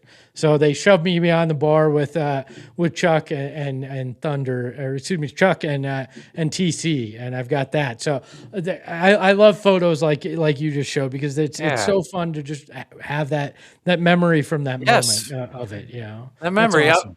Same height that I was now. He's only this little bit more taller. As my favorite player growing up. I talk all kinds of crap to him. He beat me 1-0. He gave me the ball first. He dunked on my face. The ball went in my face. I don't care. It was a great one of the best moments ever in front of the whole camp.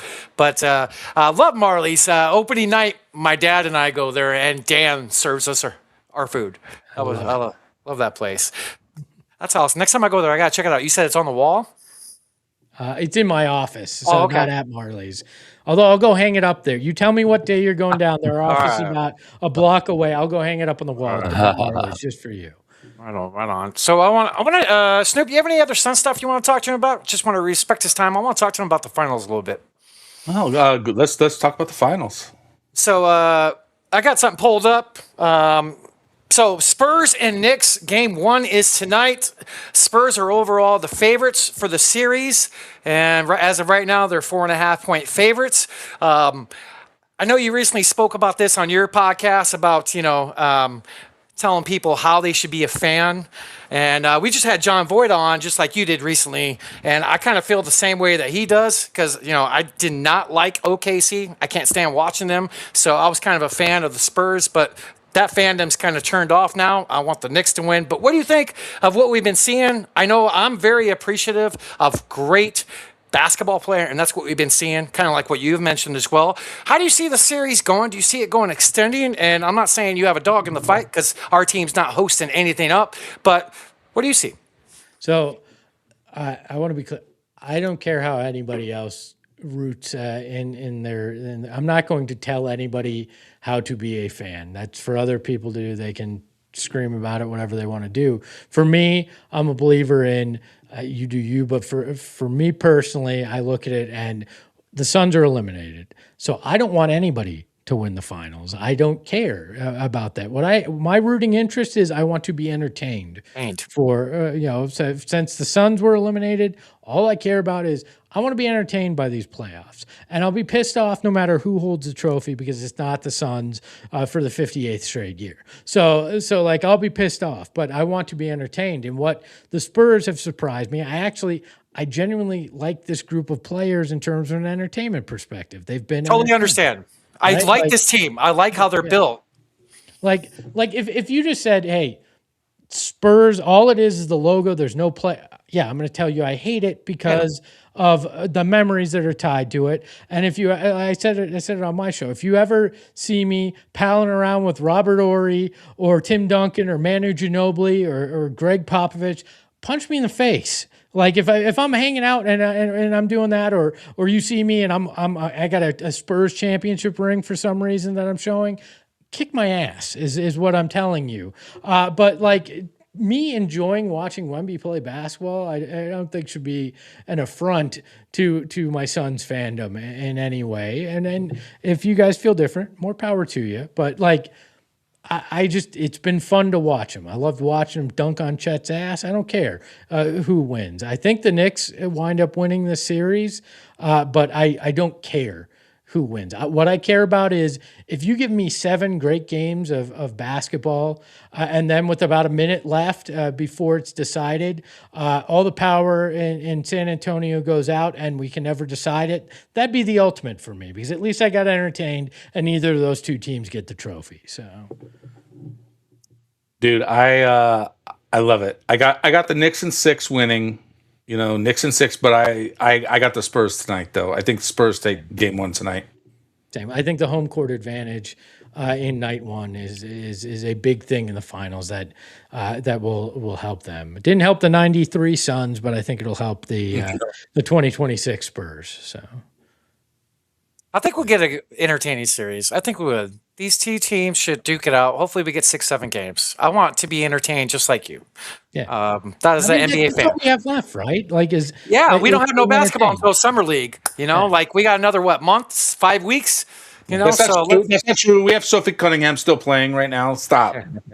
Look, no, look. I love the W. We're just not going to have NBA basketball for that, and then after glorified rec league, we don't have anything till October. So, in terms of NBA ball. So yeah, give me something entertaining. Show me something I haven't seen. I can appreciate greatness until that greatness it beats my Suns or you're facing off against them. Then screw that greatness. But I have no problem watching it and enjoying it at the moment. Right. Totally. Man, you in the baseball, Espo? Not as much as I used to be. You got to dedicate so much time to baseball, and so when you work in it, when you work in sports, it's tough. I still watch the Diamondbacks when I can. I still root for the Diamondbacks and know it pretty well, but I am far from an expert like I used to be in my younger days. That's kind of how I feel too. Is like, growing up as a kid, one of my favorite things was just watching the baseball highlights on Sports Center. But I never watched the whole game. I think it's tough too because I didn't get a professional team here until I was in high school. So, like it's not like when you're a kid and it's like, hey, I got all the time in the world. I can sit here. It's summer. I can watch a 10-inning or 9-inning baseball game, or if it goes extras, I can sit here and watch it. Like by the time you're in high school, there's a lot going on. It's a little tougher to dedicate it. And once you get to be an adult, it's like, okay, I'll do my best to catch up on all this. So. If I could bring up some of the people that you work with, I'm not trying to get into bass, but you got some good people that work for you. I've known Johnny and Bo for quite a few years. I go to almost every practice at training camp, so I've talked to Bo tons of times over the years. And do you go to training camp, Expo? I might this year. I might go out there for a day or two. I love football like that. It's so much fun, and I love training camp because regardless of how bad you think your team might be, there's always hope in training camp. So, and Bo and Johnny are two of my favorite people. Yes, no doubt about it. Love those guys. They always get a shot. Every time I say hello, they stop, they talk to me. We were talking about this at work. They're like, what's your favorite summer activity? I was such a nerd of the group. I'm like, Cardinals training camp practices. And everybody's like, huh? What the hell? I'm like, optimistic, hope, and it's intimate. Have you gone to Las Vegas Summer League? Actually, that's on my radar. I have not done that. That is probably my favorite summer activity because it's basketball Comic-Con. You can run into all sorts of people on the concourse that are NBA people, media, former players, all this. You're right near the action. It's got that kind of what you like about training camp, but you get the Vegas of it as well. So it's fun. Definitely got to check that out. You going up to Vegas this year? Is that the Thomas and Mack or MGM? It's at Thomas and Mack, and there's 2 arenas kind of connected to each other there. I am not this year. It'll be the first time in forever. I think the first time in 4 years, and I've been to 10 of the last 12 of them or something ridiculous. But I am not this year, but I will return there probably next summer, I think.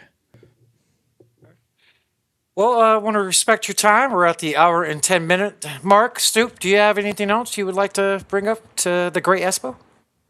No, man, I don't think so, dude. I'm just so happy, that you were able to give us some time today and get to know you a little bit. I followed you for a long time now, so it's just cool to, get to talk to you, pick your brain a little bit, and I just want to say thank you, for your time today, man.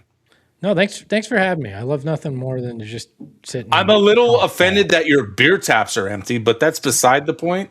Yeah, I'll fix that for next time. We'll have a nice pint or two while we're doing it. Look, I'd love to come back to. I enjoyed the conversation. Happy to do it, and maybe as we get through the free agency and all that, we can double back and look at what the roster looks like and have another conversation. That would be fun.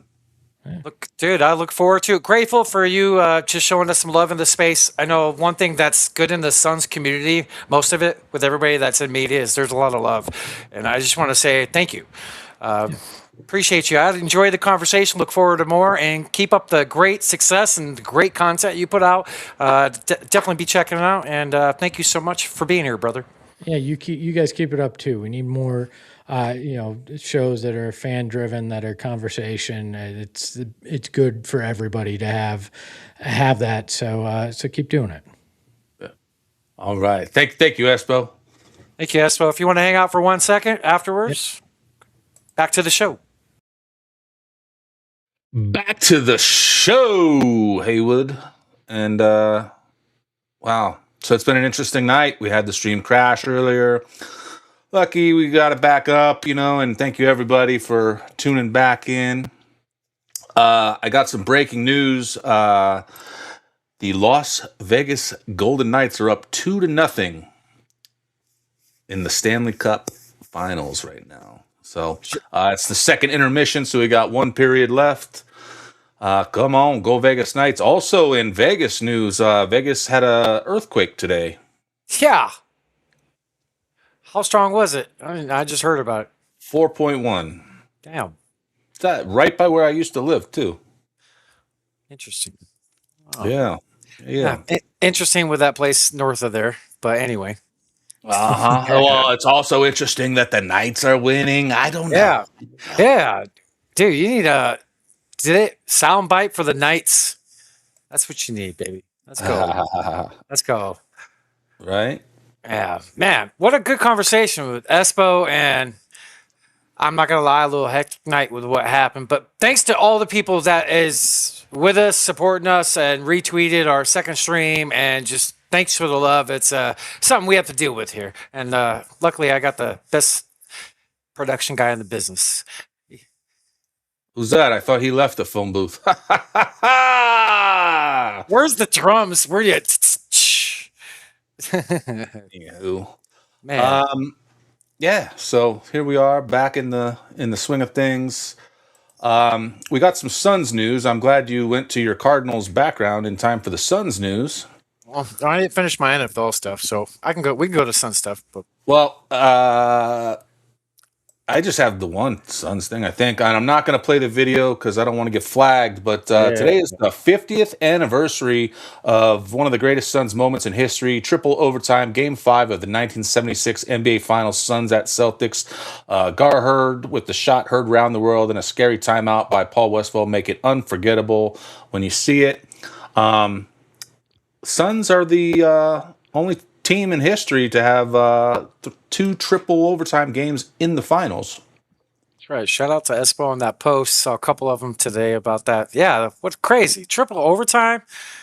Snoop, even in your basketball days, did you ever play in a triple overtime game? No. Right. No. I played one double overtime game. Triple? Damn. And those are historic games.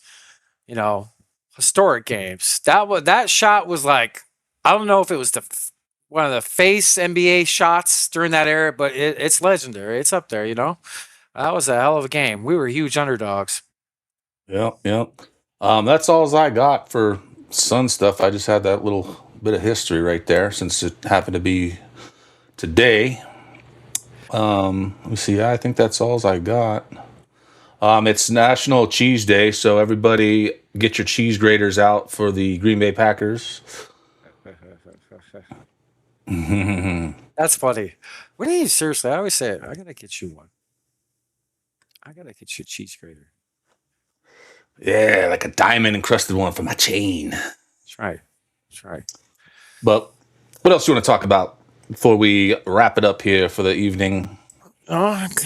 Finish off. Let's finish off a little bit of NFL that I had left, and then I got some Suns history stuff I like to go over.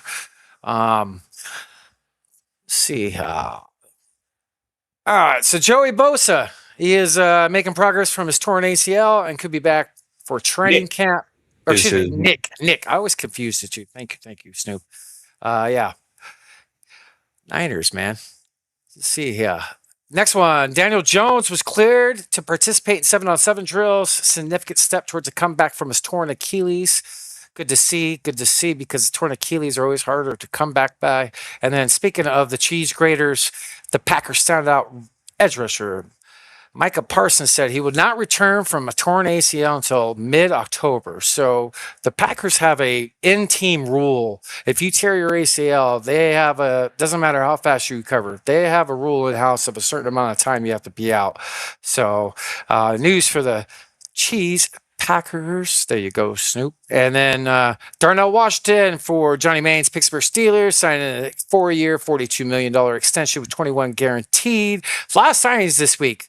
And then let's see here. I got I think some other Packer news. Did you hear about the receivers, Snoop? All the money they're throwing out. The receivers were locked up, brother. 3 years, $50 million for Reed, and Watson just signed a 4-year, $110 million freaking extension. He's always hurt. It's a lot of money for players that don't produce. I mean, you look at the Bears receiver corp. I mean, they're a fraction of that price. And I'll probably take your Bears wide receiver group over them. Right? Rome and Odunze and Luther Burden over those two. It's pretty gangster. You know, for a fraction of it. I think it was like $5 million total or something. Right. Now, don't get me wrong. The Packers' last few years, their wide receiver room has always been good. They lost Romeo Doubs, but the problem with the receivers is they're never healthy. They're just always hurt. And the one guy got traded to Pittsburgh. So, yeah, I'll definitely take your Bears wide receiver group. And then, did you hear about Brandon Ayuk, Snoop? Yeah. Let's give the dumbass of the day award to this fucking guy. Oh man, what an idiot! Yeah, dude, totally, dude. Tell the people.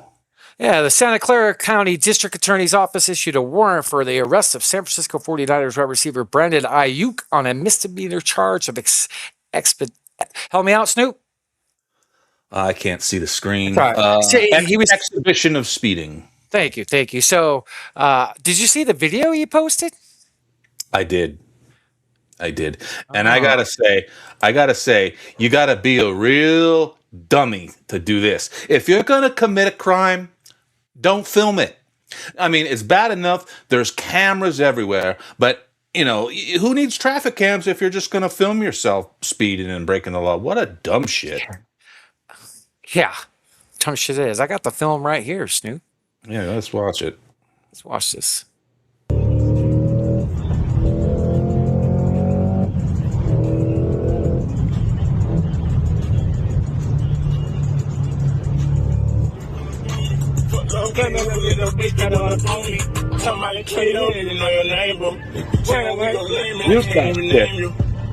You're gonna get us flagged, man. Sorry. That shit. Sorry. I didn't hear the music to the end. But dude, so he didn't even get a ticket. He just posted this, and now he's getting arrested for it. Yeah, and he should be. I mean, that's just he should be arrested for being stupid. That should be the crime. Arrested on suspicion of being retarded is what they really should arrest him for. I mean, that's stupid. Yeah, dummy. What'd you call it? What award? Dumbass of the day. It's a good one. Cheers to Snoop Von Poop. Cheers to me. Monster, YouTube, not beer. I'm ready for a beer, though, after fucking crashing out this stream. Yeah. So, 2 more things, and I got some history to show. So, 2 more little nuggets. Cheers to you, $5 hug. Cheers to you. Thank you. Appreciate you. Appreciate all the support. Fantasy Football Expo coming up July 24th to the 26th. Nerd alert! Nerd alert! Yep. We're gonna guys get your tickets. Stuff's filling up fast. And then Snoop, did you hear about this? National Fantasy Football Day is now August 21st. What you say? Yeah, it's actually an official day since every other thing has a day now. The great Rick Wolf is actually going to throw a party at Circa, so for a huge fantasy football get together. But yeah, fantasy football now has an official day now, August 21st. Yay! A celebration. You know, I mean, that's all your department there. See. Yeah. So Suns history time. All right. Unless, do you got anything else you want to show before we get into this? I don't think so. Oh, wait. You know what? I just saw some Ricky Williams news come up in the feed. Apparently, he just did an interview with John Gruden, and Gruden was asking what he's doing today, and he said he's a professional astrologer. Really? What? He said that? Oh, yeah. I mean, I love how there's so many different kinds of crazy in the world. He seems like a fun guy, though. I would love to smoke a bowl with him. All right. See, that's crazy. That's crazy. Yeah. So, let's just get into this Sun stuff. What you got here? All right. This date back in 1975 on May 29th. So we're on once a week, folks, every Thursday. So any little bit of Suns history throughout the week. Go ahead and shout out to Arizona Sports History. Great follow for our Arizona heads out here. So the Phoenix Suns took Alvin Adams, originally recruited by head coach John McLeod back in the day in Phoenix prior to the draft. So look at this poster from draft day. Let me see it here if I can pull it up. Look at this. This is gangster throwback, old school. And we talked about him a little bit with Espo. So sure did. Rookie of the year, Alvin Adams. Or no, he wasn't even rookie of the year, was he? Was he? Yeah, he was. I think he was. Pretty sure it was. Yeah. Sure he was. Wasn't Neil Walk in that era? Was that before or after? He was traded, I believe, to the Knicks in 74, maybe? I don't know. Let me pull it up since we're talking about it. Let's see what else I got. Phoenix Suns drafted him in 1969. Okay. And let's see here. Yeah, he played for the Suns from 69 to 74. And Walk was traded to the New Orleans Jazz and subsequently traded to the New York Knicks.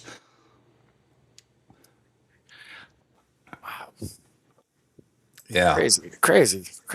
It's a little throwback, and then, dude, do you remember this game, Snoop? I do. Yes, in fact, I believe I have a copy of it. Yeah, I think there was a couple of them, right?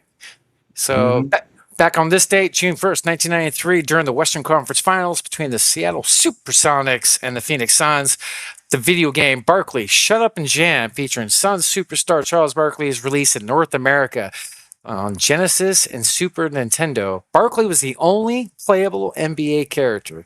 And that's kind of crazy that I vaguely remember this, bro. He's not even in any of the NBA live games because he doesn't.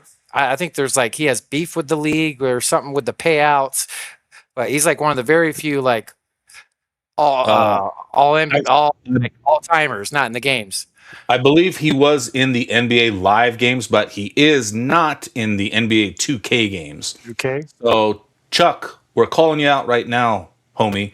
Get it together. Sign the contract. We'd all love to play you on the game. Even your best friend Michael Jordan is in the game, and he didn't sign for a long time either. Right. So right. So a few days later, on this date back in 1995, the second version of this game came out for Sega Genesis.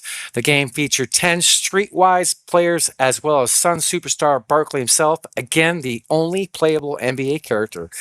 Barkley now has voice samples that he says throughout the gameplay. So, little throwback. I could dig it. I could dig it. Yeah, man. Those old games were so fun too. Yeah, freaking A, dude. That'd be cool to play. I mean, that's right. That's 2K. Yeah, that's right. That's right. So, back in this day on June 3rd, 2006, without no Amari Stoudemire due to microfracture surgery, the Phoenix Suns fell in the Western Conference Finals for the second straight year, this time to the Dallas Mavericks, who won the series 4-2 with a 102-93 win. Phoenix led by 15 points in the third quarter. Dallas played Snoop's Miami Heat in the finals, who Phoenix dominated in the regular season. So, shut your mouth. I said that quietly. Yeah, that's crazy. A little history there, and then man, dude, that's a stat prior to microfracture surgery was. I know we talk about it a bunch, but dude, Boris Diaw had a great season That year, I remember he had a great year filling in that year. Yeah, yeah. But you know, we all saw who went on to become the champions that year. That's right, and if that one felt the best, correct? Well, yeah, it was the first for the organization, and I mean, Dwayne Wade played his ass off. I mean, you can't. I mean, there probably isn't a postseason as good as Wade had. I mean, Booker. You know, if they would have won, you could argue that Booker's postseason, was up there. But I mean, Wade just had a historic run that season. True. And that what was it, 2012, 13? When did you guys win it again against? Or no? You guys, I'm trying to think. Dallas beat you guys later, correct? Yeah, with Marion, Dirk, right? Jason Terry, correct? All those guys. Well, we went to 4 straight finals, and we lost 2 and won 2. Yeah, 4 straight. Holy crap! I mean, that's a crazy statistic for LeBron? I'll give it up to him. What he play in like 8 or 9 straight NBA finals? Yeah, some crazy. That's wild. That's a wild stat. That is wild. For different teams, too. They weren't even all on the same team. Yeah. Totally. On this date, back in 1980, on June 3rd, with 1 year left on his contract, Paul Westphal expressed significant philosophical differences with head coach John McLeod following the team's playoff elimination. After a month of discussions, Jerry Colangelo traded Westphal to the Seattle Supersonics for then guard Dennis Johnson. That's pretty crazy. They're both like all-star calibers. DJ was gangster when he was here. Yeah, yeah. Isn't that crazy how like Westy and then a little bit later in time, Chambers, right? Around the same time, a little bit later with Seattle, Yeah. Well, I think, when they make relationships with these teams, it's like, that happens in football. I notice a lot too. Like, a lot of players go from one team to a different team, and it ends up, being the same for all the players, It's interesting. But so back 33 years ago, Charles Barkley had one of his greatest games against the Seattle Supersonics. 43 points, 15 boards, 10 assists, 2 steals, 2 blocks, 16 to 22 from the field. I got a little memory back in the day of Chuck. And then you had the shot heard around the world. That was the other thing I was going to bring up. And then I got some.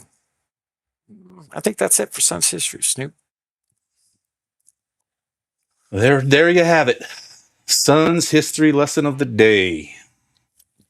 Do you kind of like these segments, like we're doing with Suns? Since we're doing Suns, it's kind of cool to learn more about it. Yeah, I mean, history has always been a fun topic. So, Does Snoop have AIs this week? Does Snoop have AIs this week? What does that mean? Oh, I mean, throwbacks with your Oh, videos. no, the videos? No, I don't have any. We already did the ones I had in the beginning. So Okay. Let me see if I got anything. It's messed up. $5 hugs, smoking a bowl with the crazies. It's always fun. So I got a couple current things of Suns I would like to pull out. I got 2 things. Let me know when I'm good, Snoop. Go ahead. All right, so shout out to John Voida. Basically, in this tweet, he's talking about Devin Booker's percentage towards the salary cap. It's pretty much the same as the cap goes up, just the money goes up as well because of the cap. 26 to 27, 34.6%, so on and so forth. So up to 36% in a few years. Small margin of 1.6 more than last year. So he'll be making that 70 million in year 4 of this extension, and then let's see here. Shout out to John Voida, who was just on our show. I was looking for his socials. I don't know why it's not listed in here, but go on. And then let's see here. I think that's about it I don't think I got anything else. I got a little video from Suns Geek about flexes and the draft picks, but I'm not sure if I should show that. So let me see here. Hold on. Get into it. Freaking there we go. Shout out to Suns Geek. Giving a shout to Flex on this one here. Made a video about the Suns draft picks, and that's real. We actually have a lot more draft picks. Yeah, go ahead, play that. Okay. Shout out to Flex from Jersey for these tweets right here. And friendly reminder to Phoenix Suns fans and really NBA fans who don't think the Phoenix Suns have draft picks going forward. Because, yeah, we actually do. Let's check it out. And keep in mind, this is just the simple guide of the Phoenix Suns' future draft picks as of June 2nd, 2026. The Phoenix Suns have a pick in the second round, which is the 47th overall pick.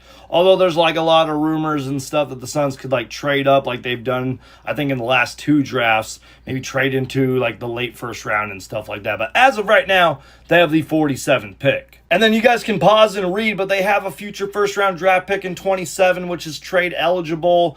A future draft pick in 2028, and the list goes on and on. He does say in this tweet, this is just a simple guide of the picks without all of the swaps and protections attached to them. Only the 2033 pick is their own. Can you imagine where the Phoenix Suns will be in 2033? Hopefully we'll have a couple championships by then. But he says that this is just a quick reference guide for those who are asking about draft picks and what the Phoenix Suns actually have. So shout out to Flex from Jersey for these tweets right here. So I have a question for you guys to end the video. Do you guys think the Phoenix Suns will kind of like trade up into the draft? Anyway, pretty interesting, Snoop. I like the shirt. I don't know if you caught that. No, I didn't catch the shirt, but yeah, that's I forget, were we talking to Espo or was it John that we were talking about? The Suns have more picks than people realize. We were just having a conversation. I forget who too, but yeah, the Suns do have some, and that's awesome. That's more in the chamber for them. So, people got to. We did trade away the house. Ate a lot for Beal, but I mean, it's starting to. There's some light at the tunnel at the end of it. It's getting brighter. We're getting picks. Yeah, it sucks. 20 million. We're in the hole every year for Beal, but I mean, our owner is willing to spend a little bit as long as we're not getting taxed too hard with that second apron. So. Yep. But all right, well, I thank everybody for tuning in tonight and dealing with the technical difficulties. We will try to get an edited version put up of the whole episode in one video, because I know it got broken up into 2 tonight, but we'll piece it together. And we'll get it posted on all the platforms. You can check it out from beginning to end. Well, thank you all the people at home. Cheers to you guys. The Pick Is In podcast. Love doing this with Snoop. And it's another great show. Grateful for the space. Love you guys. Enjoy the moments with your loved ones and enjoy life. Good night, everybody. Good night, everybody.